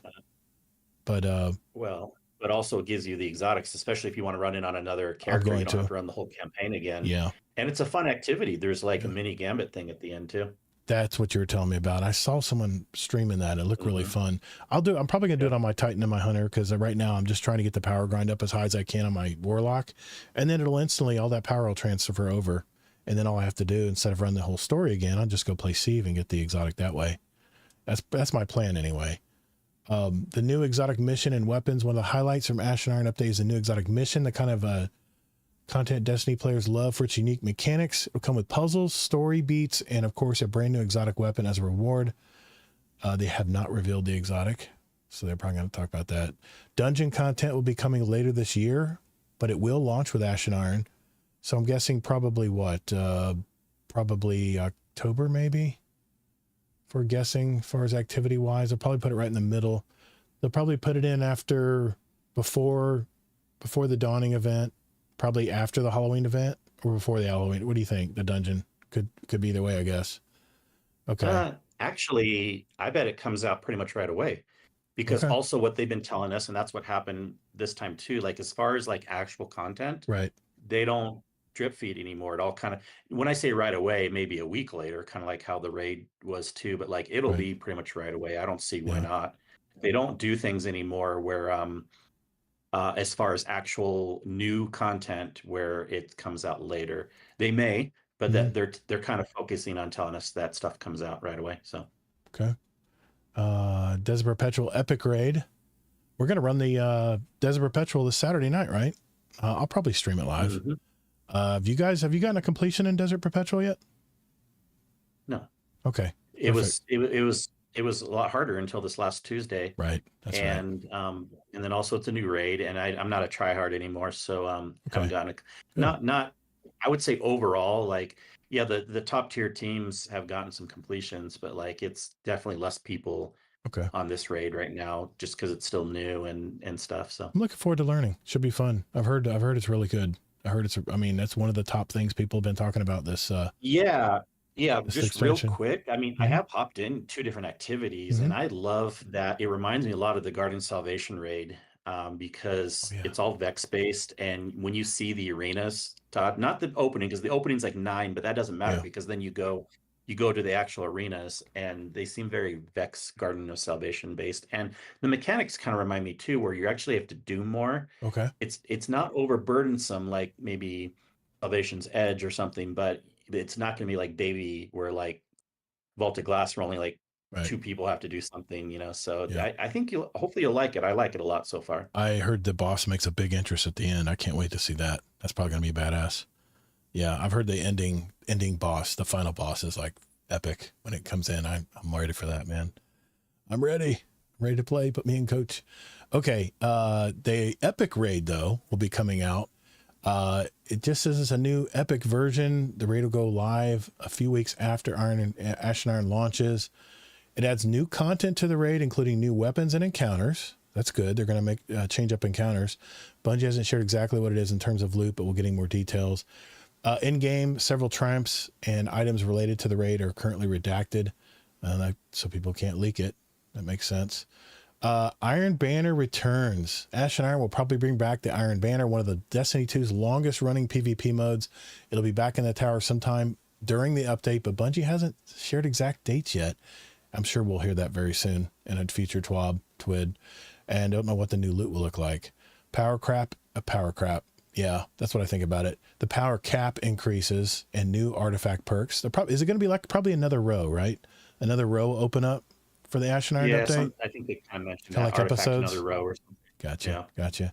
By the way, I've already maxed out my reward tier. I'm at 100, 110 now. So other than the weekly reward track and the event reward tracks, there's really no reward track left for me to do now. I've already gone through it all. There's nothing to play. There's nothing to play anymore. I don't know why I'm playing still. Anyway, I'm just being facetious. With the Iron and Ash update later this season, you'll be able to earn total power all the way up to 550. Okay. Regular rewards from Portal Activities will be able to drop at 500 total power and Prime Engrams again with the Prime Engrams. JD, I don't know how you're doing this, man. This is just, you run a Portal event and you get nothing. That is not going to, I may hit 400 and just say I'm good. I'll hit rank 9. Okay. I'll hit Vanquisher and I'll say I'm good. I'm just going to farm tier 5 gear now. I don't care about going to 450 anymore. But can you imagine what's going to change? Okay, so what they're saying here, if this is correct, so once Ashen Iron drops, we're at 400 power. So then we can fully linearly rank up like we are now between 10 and 400 to 500. And then the 550 will be the extra credit like you talked about for people who want to really grind it out. Basically, yes, but crazy. don't say the 10 to 200 because that was a different thing. That was a soft cap where even blues Right. rank you up. But That's yes, true. for all the other That's true. stuff, the 200 to the 400 200 will up. now be the same as The the soft. 200 to the 500. Gotcha. Okay. Well, that's probably what I'm going to do, Kingsley, to be honest. Sorry, JD. I probably won't be joining you at the 450 mark. I'm probably going to go to 400, get my Guardian rank all the way up where I can start farming for that tier 5, occasionally dropping. And that's probably where I'm going to stop because my God, man, we got Borderlands 4. We got Ashen Iron coming in a few weeks. We got Battlefield 6 in October. Probably have the Halloween event coming in Destiny 2. We got the Dawning coming, but probably in or around Renegade's time. Man, we're going to have so much to do this year. I'm just real quick. I'm so happy we got so much.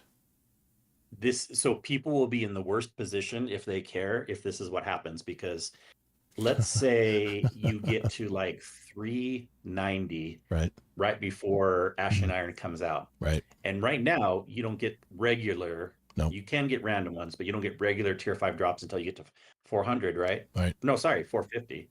450. Wait, let me think this through. What happens is when you hit when you go above the 50 mark, like when I was at 250, all of a sudden the activities I was running in my normal playlist, I had to put a lot more modifiers in it to get the same A tier or B plus tier like we talked about last week.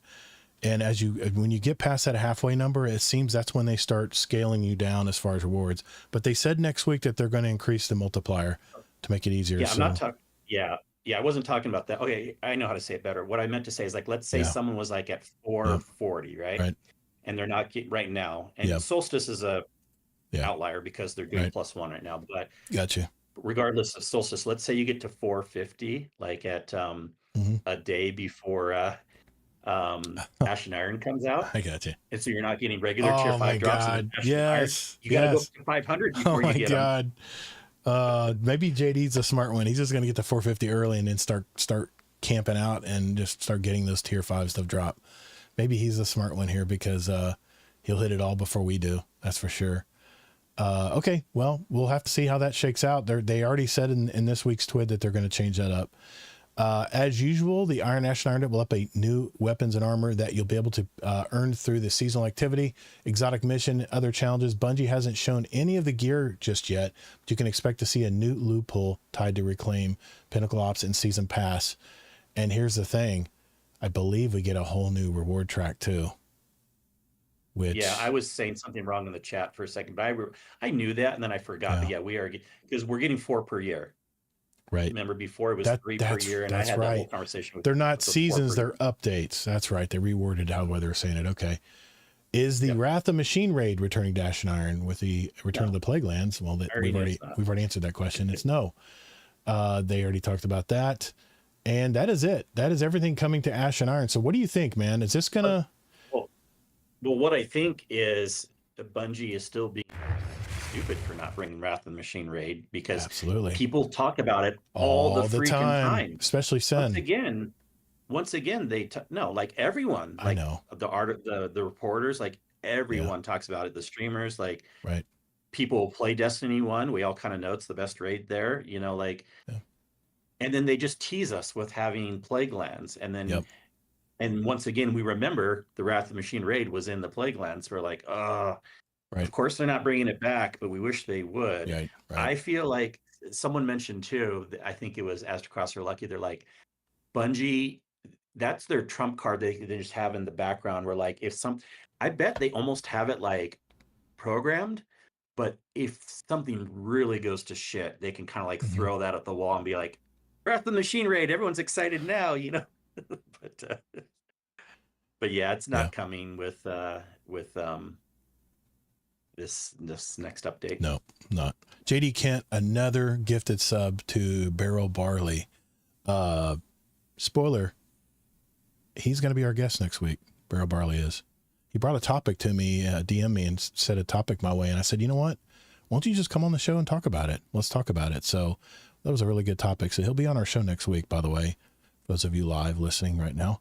And thank you again, JD Kent. My gosh, what's that make? 14 now? 14 gifted subs, brother. Thank you, man. I appreciate you. Our community thanks you as well. Okay, let's get into our final story. And I came across this article, and I don't know if this was common knowledge or not, but we've all been wondering, how do we get those tier 4 and tier 5 drops? What do we actually have to do? Because Bungie's been kind of cryptic about it, right? Is it Guardian rank? Is it power level? What is it exactly? So I came across this article, and like I said, you guys can vet it. It is from Shack News. And I don't know how reliable Shack News is, but they do go over how to get tier 4 and tier 5 weapons and armor in Destiny 2. This is John Schutt who wrote this article. And let's just share the screen here and go over it together. The Destiny 2 endgame has always been about crafting a build that can conquer any challenge. Now with the Edge of Fate, getting tier 4 and 5 weapons and armor is the key to reaching that goal. But how do you get the best armor and weapons in the game? You earn them the hard way. So to get tier 4 and 5 gear in Destiny 2, you have to play at least master difficulty content, which is what I'm doing, and or mythic difficulty Kepler weekly campaign missions, all while having at least 300 power. There you go. Okay, good night, everybody. Anyway, note that you'll always be forced to play a minimum of 30 levels below your enemies in in-game difficulties. What do you think about that, man? Do you think they need to quit the Delta crap? Because we talked about this last week. I want to feel powerful. If I've earned 350 gear, or I've earned 350 power, and like the Sev event is 300 power, should I be penalized, or should I be able to go in there and be at least a little powerful? Kingsley, should I be a little powerful, or what is this Delta scaling crap? Why does everything always have to be hard all the time when you've earned the power? I think in most things, you should be able to overpower. I think they need to have a few things, like maybe special event things, maybe like Grandmaster things, maybe like obviously contest mode raids, special things here and there. Yeah. But in general, they shouldn't be doing this in general. This is what keeps me from playing Mythic and on Kepler, because I know I'm going to struggle harder than I do setting all these difficulties against myself in the portal. But with the portal activities, they're quick. And once you memorize the story, or, the activity and what you're going through. But yeah, we already No, we kind went of down that answered road. that a I couple know. weeks Sorry, ago we did. with the Sorry. rain stuff. Yeah, keep too, me on but yeah. track. Thank you for that. The quick and dirty list. Reach at least 300 power. This is a must. Play master and grandmaster difficulty activities, especially conquest, which I just still say you can only play them one time per season. Why can't we do these repeatable? Why can't we play these every week if we want to? From Mythic World Tier Kepler, world bosses beyond 350 power. Complete the Desert Perpetual difficulty modifying feats active. That's another thing we didn't talk about with the Desert Perpetual. You have to put all these feats on it, all these modifiers on it to make it even harder. Collect the free tier 4 and 5 weapons at the Altar of Relativity. Remember, at the Altar of Relativity, you have to reach a certain power level before you can upgrade your tier 4 or tier 3s to 4s and 4s to 5. So, and I think from what I heard, you can get tier 3 or tier 4 and tier 5 weapons at the altar, but they're not really true tier 4 and 5s. You only have one row of if I remember correctly, someone said this last week, you only get one row of perks. You don't get like a true tier 5. I don't understand. They can call it tier 5 when they only have one row. It's like a random drop or something. I don't know. I haven't messed with this yet. If you notice, I've probably been playing solo ops way too long. But theoretically, you'll be almost entirely limited to tier 3 gear at maximum until you reach power level 300, and Kepler tier 4 gear isn't available in larger quantities until you reach 350 power. We'll see some tier 4 drops in high difficulty content, particularly weekly mythic missions and master level conquest. So the power to tier ratio looks like this: power 300, rare tier 4 drops; power 350, uncommon tier 4 drops; power 400, common tier 4 drops, rare tier 5 drops; and power 450, common tier 4 drops and uncommon tier 5 drops. So I don't think that's right. You don't think that's right? And they're overcomplicating it too. Everyone's been noticing when you get to 450, it's common tier 5 drops, not uncommon. Well, I know I've watched Esther Cross play Trials last weekend, and they were dropping like candy, right? He's getting tons of tier 5 stuff, man. Tons and all the portal activities too. Yeah. And then also the 350 thing is just overcomplicating it. Yeah. Everything I've read, sorry, I'm not to knock this article. Let's get into everything I've read. I like to simplify things. Here's how I see it. Okay. Power 200, you get tier 2 with a chance of tier 3. Right. I'm just going to use the word chance. Forget like common, uncommon, stuff like that. That's fine. Power 300, you get regular tier 3 drops with a chance of tier 4. Right.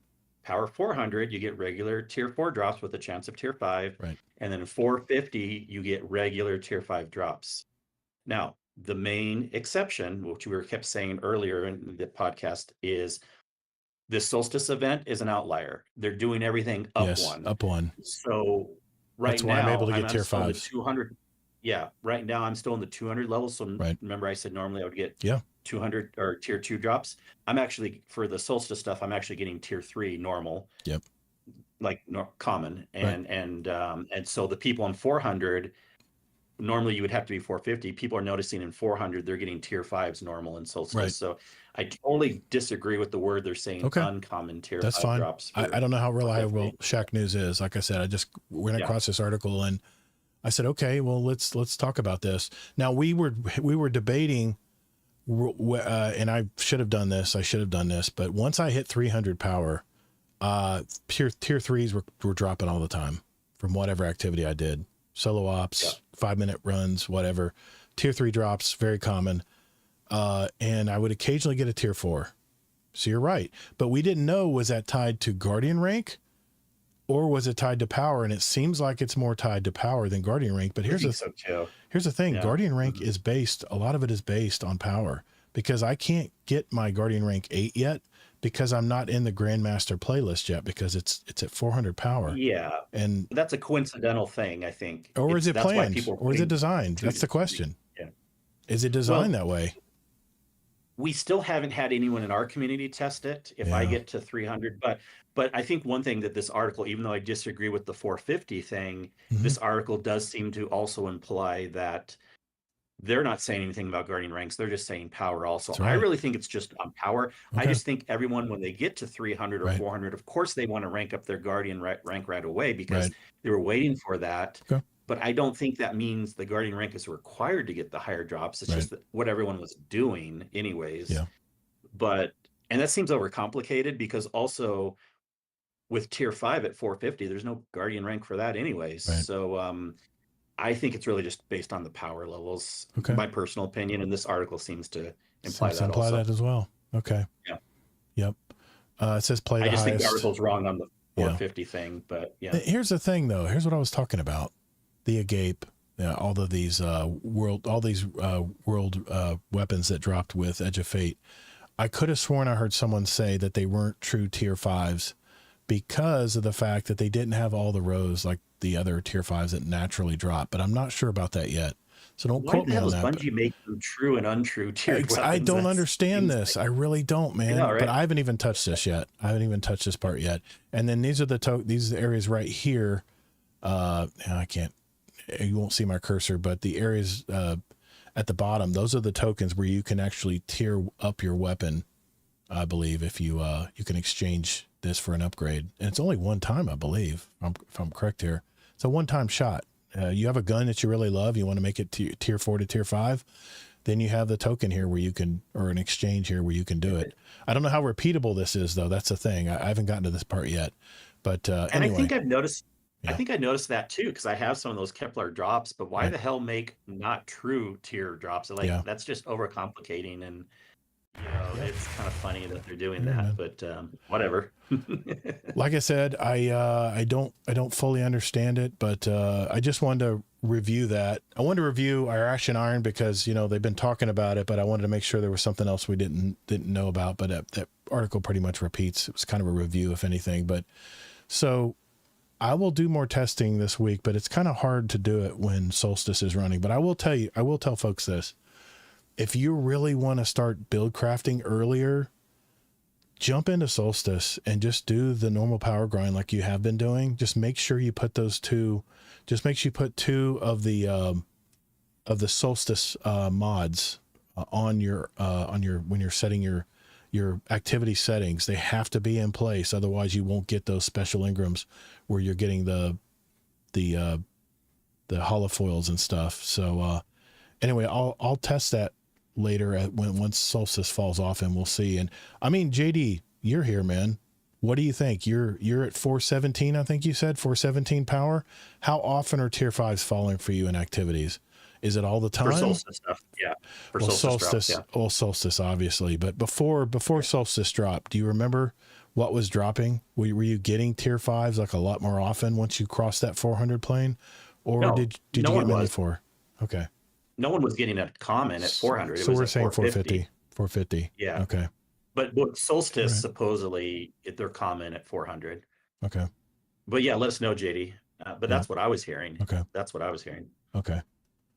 All right. Thanks everyone for touching base with that and talking with us and discussing those topics.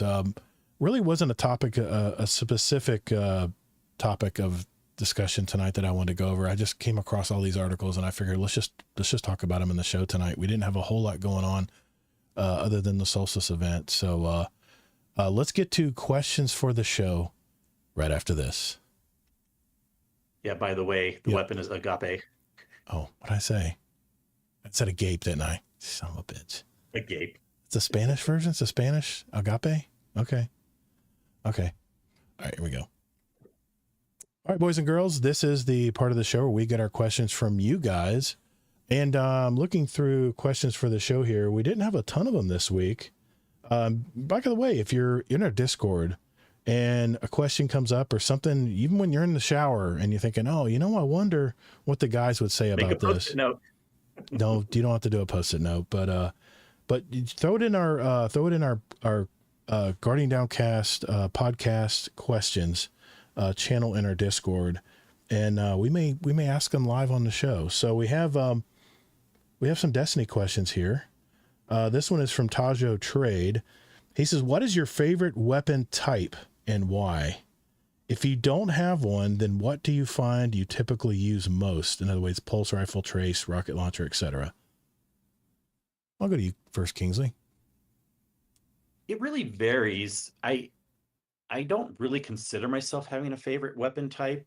A little bit at the beginning of playing Destiny 1, I kind of did a couple different ones, but I've learned that if you shoehorn into one thing too much, you'll limit yourself. And being a big raider too, like there was times where we had to pull out the shotguns because it was the meta thing, or we had to use certain weapon types. And I've learned to love more than I thought I would. But typically, if I had to look at big picture, the three weapon types I love the most, but then I'll do a bonus one, which is kind of more recent. But typically, it's hand cannons, auto rifles, and fusion rifles are my favorite weapon types. I Oh, know that's if you okay. only wanted one, But I'm that's your gonna priority. go now with trace rifle. It's just fun. I know it's not always the best, but I Okay. have so much fun with trace rifles. Okay. That's not what I thought you would They're say. good utility weapons in PvE. I mean, I'm an old shooter guy. So for me, if I were to go with my top three, right at the top is pulse rifles. I've always loved pulse rifles. Even the two shot ones, the heavy burst ones, I love the most, even though they're not exactly meta right now. My God, that rocket assisted pulse rifle I got Kingsley this weekend. I can't believe I've been grinding more for that. That's not even the same as a pulse rifle. Thing, That is it's really good. so damn I consider hard. that a linear fusion rifle. Yellow basically. bar, pop, pop, pop, gone. It's so good. Oh It my is really God, good. that rifle, Yeah. man. I'm like, why haven't I been playing with this thing more? Pulse rifles, obviously. Everybody knows I love pulse rifles. I love them. And when I play Battlefield 6, the trial this weekend and next weekend, I guarantee you the first thing I'll do is find out if I can get a pulse rifle, because I like having more accurate shots. I'm not a spray and pray kind of guy. I'm more of I want to, when the reticle hits the head, I want to be able to pull the trigger and land my shot. I'm more about accuracy when it comes to rifles, and not so much like a submachine gun where I'm just going to spray all around and hopefully I hit something. I really like sidearms, man.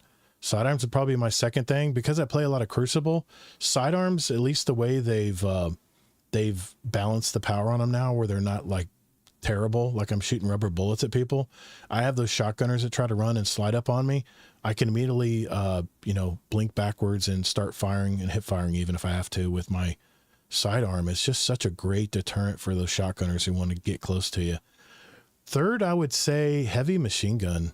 In fact, when I play Battlefield, I'll be probably playing a machine gun, not a heavy machine gun. Well, they call it HMG in some games, an LMG in another game, but the machine guns, because they hit hard, they're accurate, and well, I mean, it's a commemoration for me. I mean, I don't put that thing down, because even though it's not a featured weapon and it hurts as far as my total gear score when it comes to the ranking up in my activity levels to get the best grades, I'll still keep it on, because it just eats stuff up really well. And I use a lot of void stuff, so it ties in beautifully with it. So those are my top three, but obviously my number one is going to be a pulse rifle, which you probably already knew, Tajo.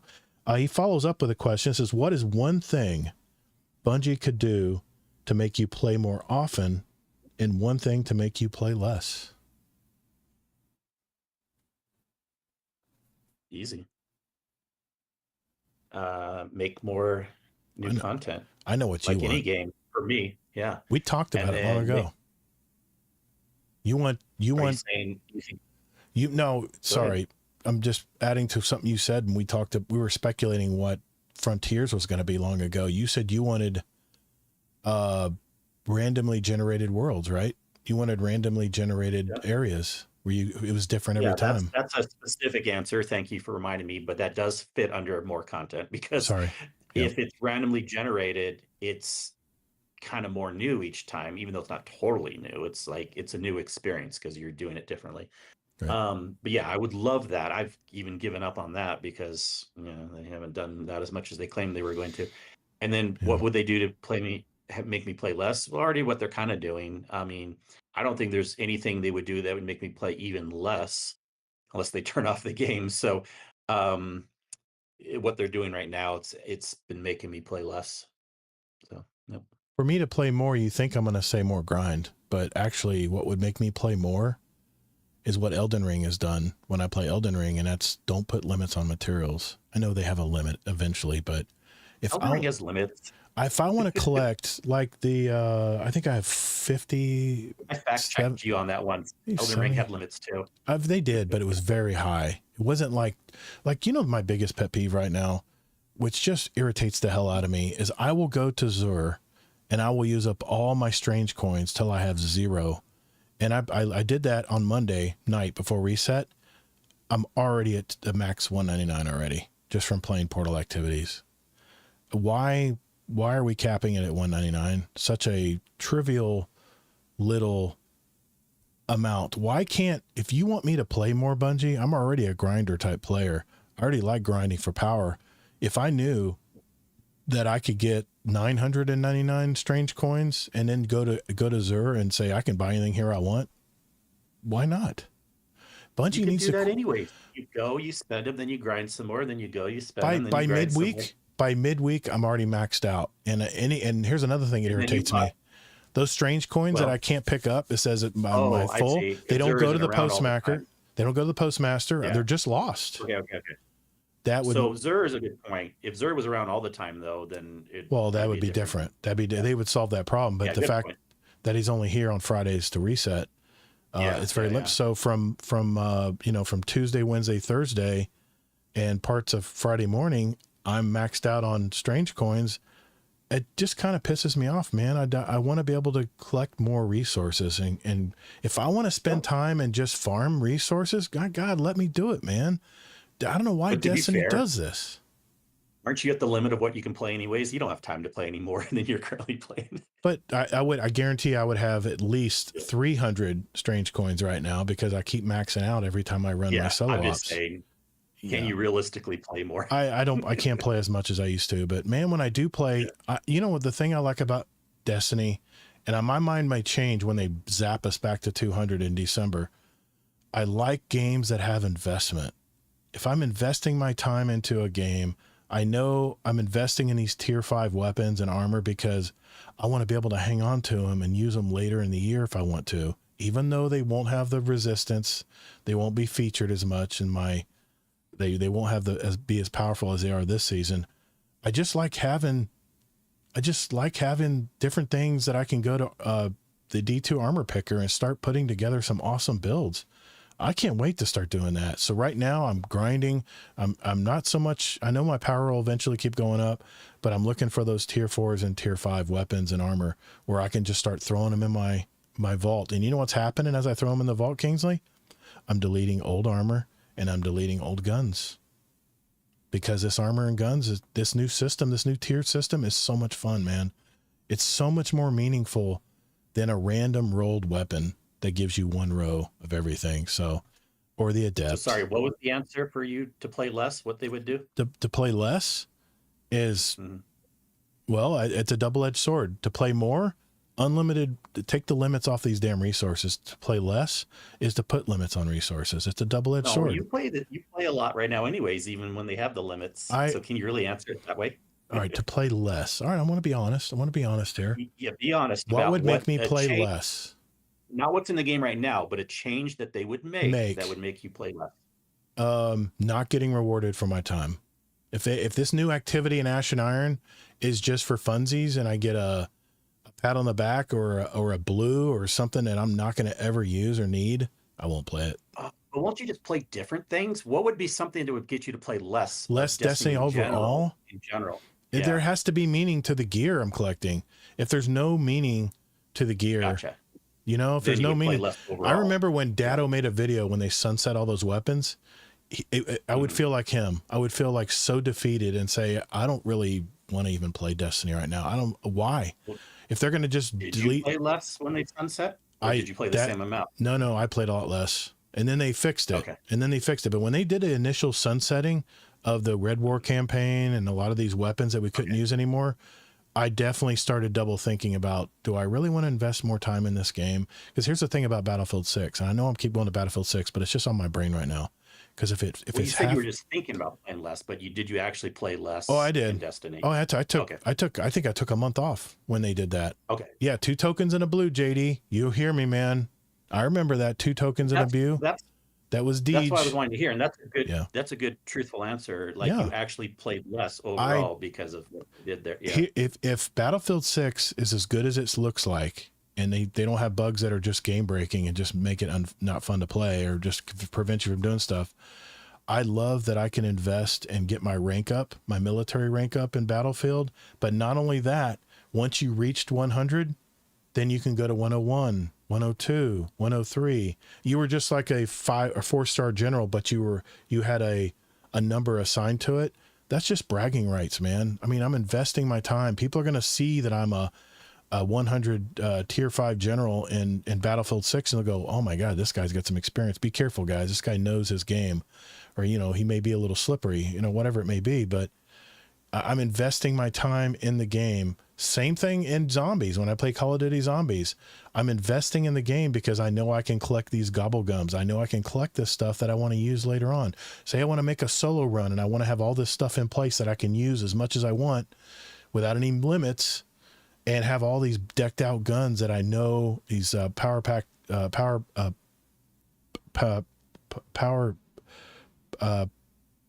what's it, punch a power pack, I can't even think right now, but you put it in the machine, you get the special weapons that are extra cool looking and have different names. Man, I'm telling you that that kind of stuff, investment, is what keeps me playing a game. If Bungie's out there listening, keep that in mind. I want to be able to invest in my games, especially if it's a live service game. I want to be able to invest my time. I know it's a hobby, and I know probably in 10 years, I won't think twice about Destiny 2, but for now, it's my hobby, and it's something I work towards, like the gear score, like those tier 4s and tier 5s right now. That's what would get me to play more, and what would get me to play less is if it didn't mean anything, like with the sunsetting back then. And then I need to revise my answer. What would get me to play less, a change that they could make would be if they removed like all the raids except for the newest one. Oh, I get that, man. I play get less. that. You're a raider, man, and you like to help people with raids too. I know that's kind of your currency, is helping people go through a raid for the first time.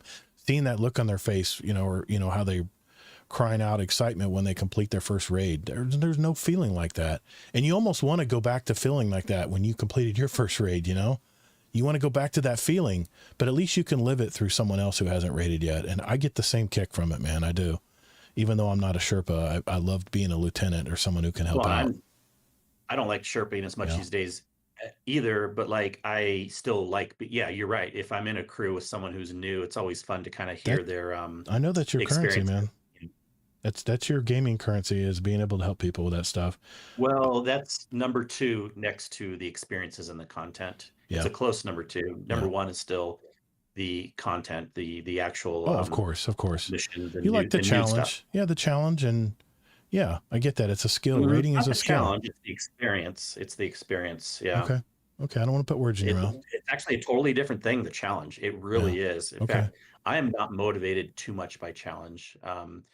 I'm motivated more by experiences. Okay. And I got you. Not that I don't like challenging things, but I'm just saying that because you brought it up. But no, I got you. It's a different thing, challenge versus experience. Yeah.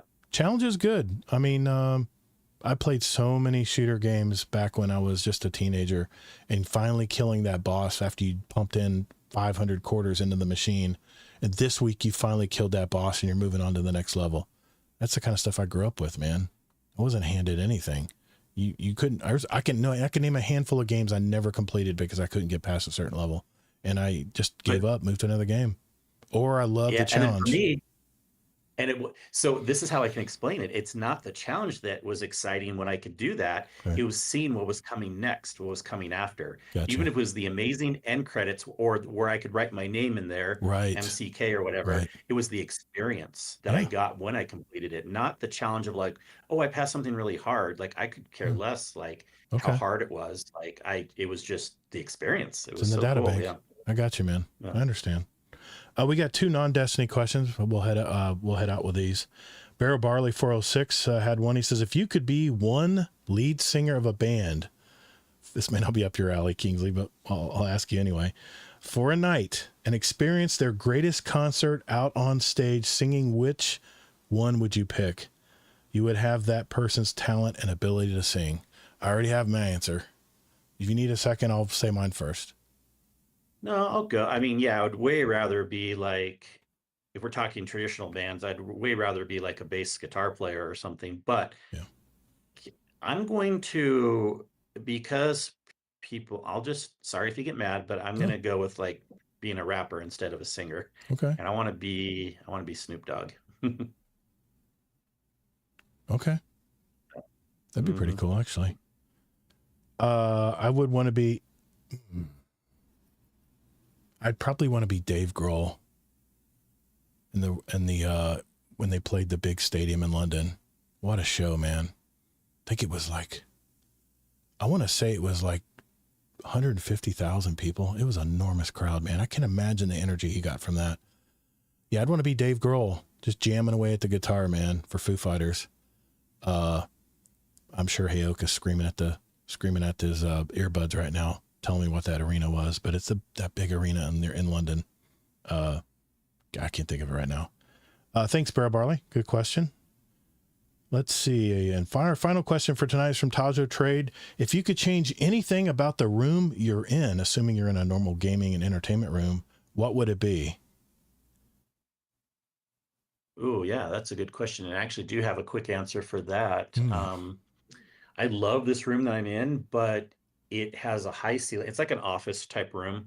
Or sorry, it's almost like yeah, it's meant to be more of an office. People can use it as a bedroom for this Hmm. house model that we got, but it's better as an office because it has a really high ceiling, Right. huge windows off here. But also, I purposely built my house so the front, and this is the front of the house, so that the driveway would face south, because in the winter, anyone who gets snow knows that you want a driveway that faces south Right. because the sun will melt the snow a lot Yeah, easier. no. You don't have to shovel as much. Warm me up too. And Yeah. but even with like blinds and blackout curtains and everything, this room gets too hot. The rest of the house, it's a nice new house. Our air conditioning system is very good quality. The Hmm. rest of the house is good, but they only put like one vent in this room for having a high ceiling. Oh, So I wish if I could change something, they would have like another vent or yeah. two in this room for the air Good conditioning. answer. Yeah, I can picture. Do you have a modern house or a more eclectic house? It's very modern. Okay, Yeah, I could I picture can that. send some pictures I could see sometime. that. Yeah. Mhm. Okay. Yeah. I'm in a 4-2, and I am in the fourth bedroom, and it's very cramped. I have bookcases all around me, and then you can't see it, but I have a regular closet behind me, outside the camera view here. But the cooling in here is terrible. I have one vent at the very top that is placed very well for where I sit on this in my desk. But I really wish this room could get cooler better. I'm with you as So far as the cooling. It's probably yeah. the same thing. Yeah. I wish it was a little bit bigger though, because this is a very, very tight little room. It's definitely a Mhm. fourth bedroom because I want to say it's like a 10 by 12. It's a very, very small room, and it is very cramped in here. I got a lot of electronics cramped in this little space, and it's all just putting out a bunch of heat. So I have you could probably hear it barely, but I got a actual Vortex fan underneath my desk. I have a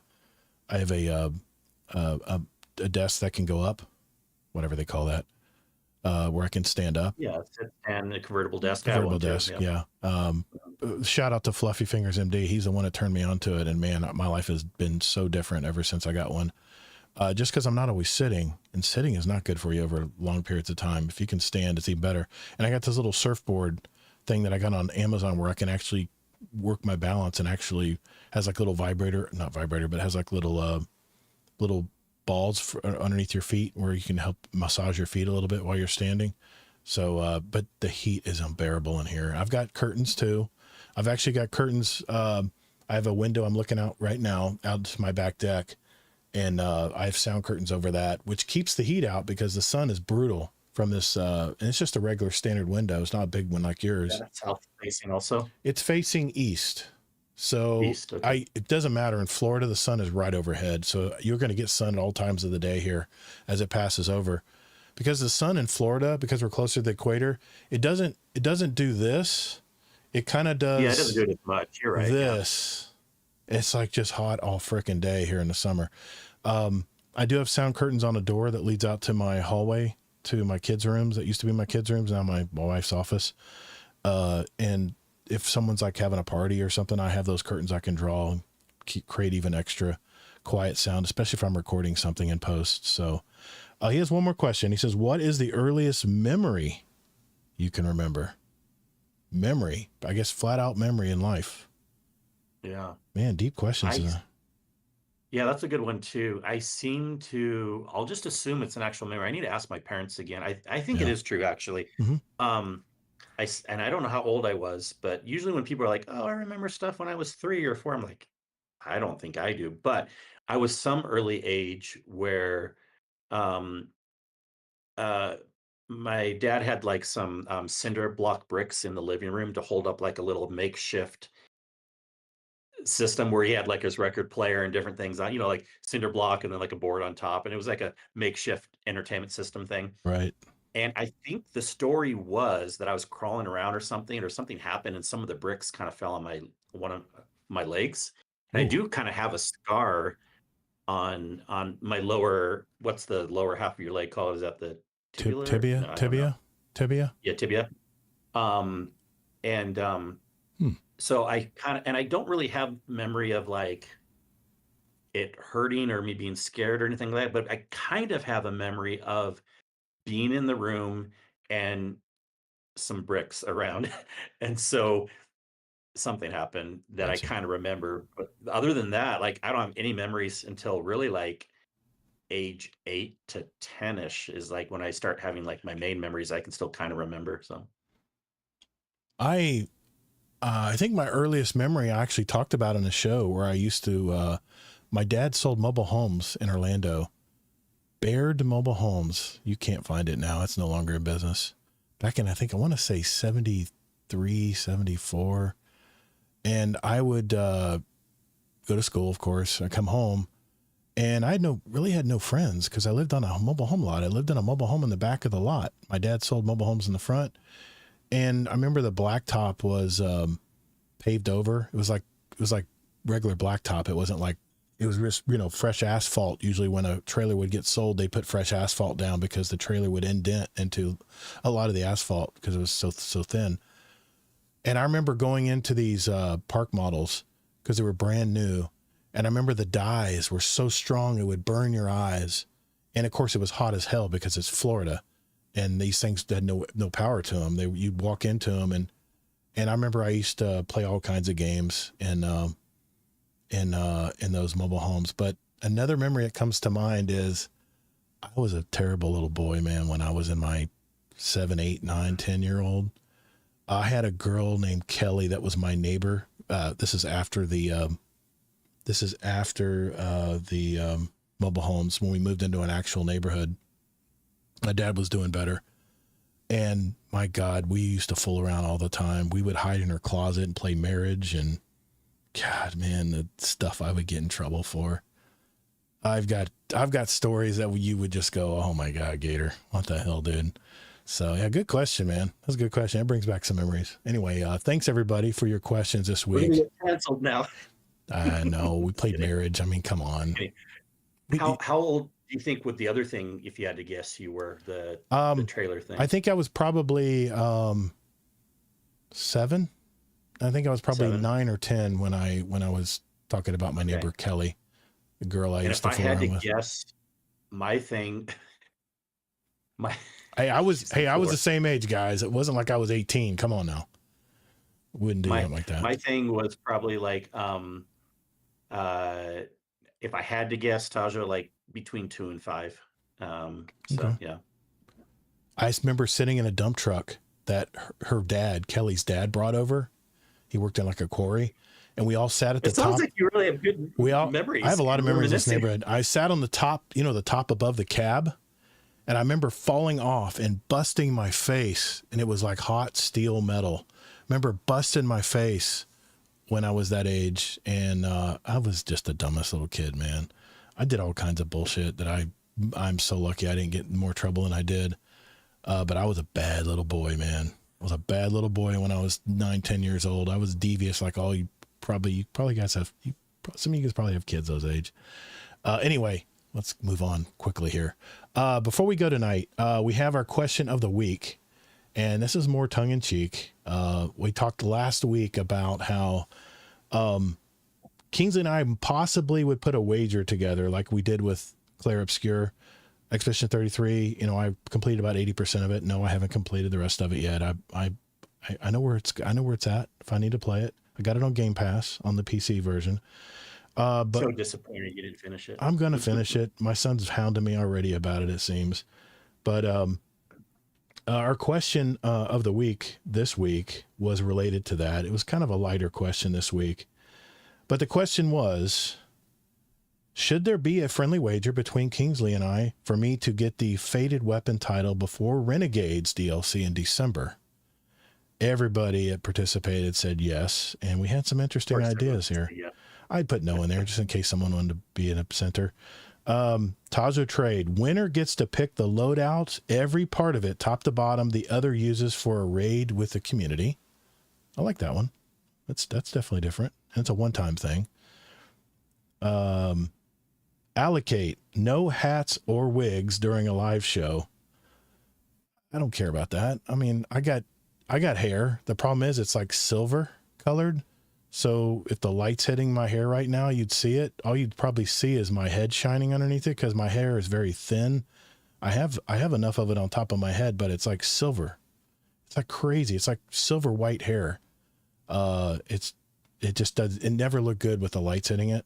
So that's why I like wearing my cap. Plus it's my brand, man. It's Gator. But that would have to be one of the stipulations. She goes, I made no mention of hair, just no hats or wigs. Okay. So I can't wear my rock wig. Oh my gosh, you're getting sidetracked. Sorry. Yeah. Sorry. I don't know if we're gonna go for that one anyways. Probably won't anyway. TN Laser liked the raid loadout idea too. And then Deadpool One Merc said Todd has to use a hand cannon for a month straight, and Kingsley has to use double primary weapons 1 month. Or you both get to choose the other shader and then have to use that shader for 1 month. Man, that's some good ideas too. I know the Brickcord has a Plonker of the week where they have to wear all pink. And these are mainly guys. There's some girls over there too, but mainly dudes. And I don't know about you, but most dudes don't like to wear pink. At least this dude doesn't. And if you're Plonker for the week, you have to wear pink and then actually take a screenshot and send it to the Discord. So I've already done that once. So I know that's probably the color you'd make me pick, but, I don't know. What do you think, Kingsley? What do you think of those ideas? Or is there another one you would think would be better? Well, they're good enough. I'm not going to pick live on the show. We're not going to, no, we'll talk about it in post, but, yeah, I just wanted to share those ideas. Yeah. I kind of wish we had a few more. I mean, I kind of want to, it was kind of a light question. There has to be some stakes to it, especially if you're going to go all the way until December, you know? Well, the reason I said Renegades is because I know Battlefield 6 is going to take up some of my time in October. That's going to be the tough part because I'm going to probably want to invest some time in Battlefield 6 come October 10th. So that's the reason. Honestly, it doesn't matter how quick it is. You're going to put it off to the last second anyways. And then, I don't know. No, I've been slowly working on it. I've been slowly working on the title. I've been looking every day at what I need to do. It's a lot of stuff. Do you realize how much there is to do? It's a lot of stuff. I looked it over. It's a lot of stuff. It would definitely be a challenge for me because I'm not one to complete titles mainly, but if you can think of one, guys, that I'll leave the channel open. If you guys have another idea, you're listening to the show tonight, let us know in the Discord and we'll discuss it. And maybe we'll mention something on next week's show if we decide to go for it. But that was just kind of a fun question. I didn't want to ask the same kind of questions every week. I just kind of wanted to have more of a fun question this week. So that's it, guys. That is our show tonight. Anything else, Kingsley, we need to mention tonight? Am I missing anything? No, other than though, if you do win it, it'll be like one of the few ones you've ever won against me. So hopefully you do. That's true because never win against me. I'm like 0-5 on bets. Yeah. I'm not very good at winning those bets, but being that I'm already playing a lot of Destiny, it might be something to go for. I did get my sharpshooter title. Very proud of that. I love that title name. It wasn't too hard to get, to be honest. And I'm going to get Flamekeeper. I'm only got to play 7 rounds of Scorched. I'm going to play 7 rounds of Scorched and I'll have that title wrapped up. So, but thanks everyone for coming out tonight. I know it was kind of a light week. We didn't have a ton we wanted to talk about tonight. We'll have Beryl Barley on next week for our guest episode. We'll run him through the speed run as well, see how he does with that, and just get to know more about him. I mean, that's what our podcast is about, is kind of letting everybody know who is in our community, who's in our Discord. I love that. I love those episodes because we can kind of shed some light on that gamer that you're in a fire team with doing a raid. Now you'll know more about him or her. So that's it for me, guys. I appreciate you hanging out with us. Hey, do me a favor, if you're in YouTube, hit that like button. If you're not a sub yet, hit that subscription button so you can be notified when we go live. And I do put snippets out from our podcast shows as well from time to time. I just put one out about our conversation about the grind and how we use the portal system differently. So check that video out if you haven't already. It just came out this morning, I believe. It's kind of a repeat of our conversation there, but you're not having to listen to the whole podcast. But Kingsley, how can people find you out there in the interwebs, sir? Oh, I don't have too much to say there. I don't know. Just finding me as Kingsley Mac in the Discord, and I will talk to you. I am Todd the Gator pretty much everywhere. Remember, that's TODDTHEGATR, all one word. And I have 3 different Todd the Gator accounts in Bungie. So I'm in each of our Guardian Down cast clans, and notice a lot of people have been joining up our clans. If you are looking for a clan, jump in our Discord. That's our only requirement. Jump in our Discord and say hi, and then we'll open the door for you as far as getting into a clan. Other than that, speaking of Discord, I will see you all in the Discord. Later, Guardian. Have a good one. Time to...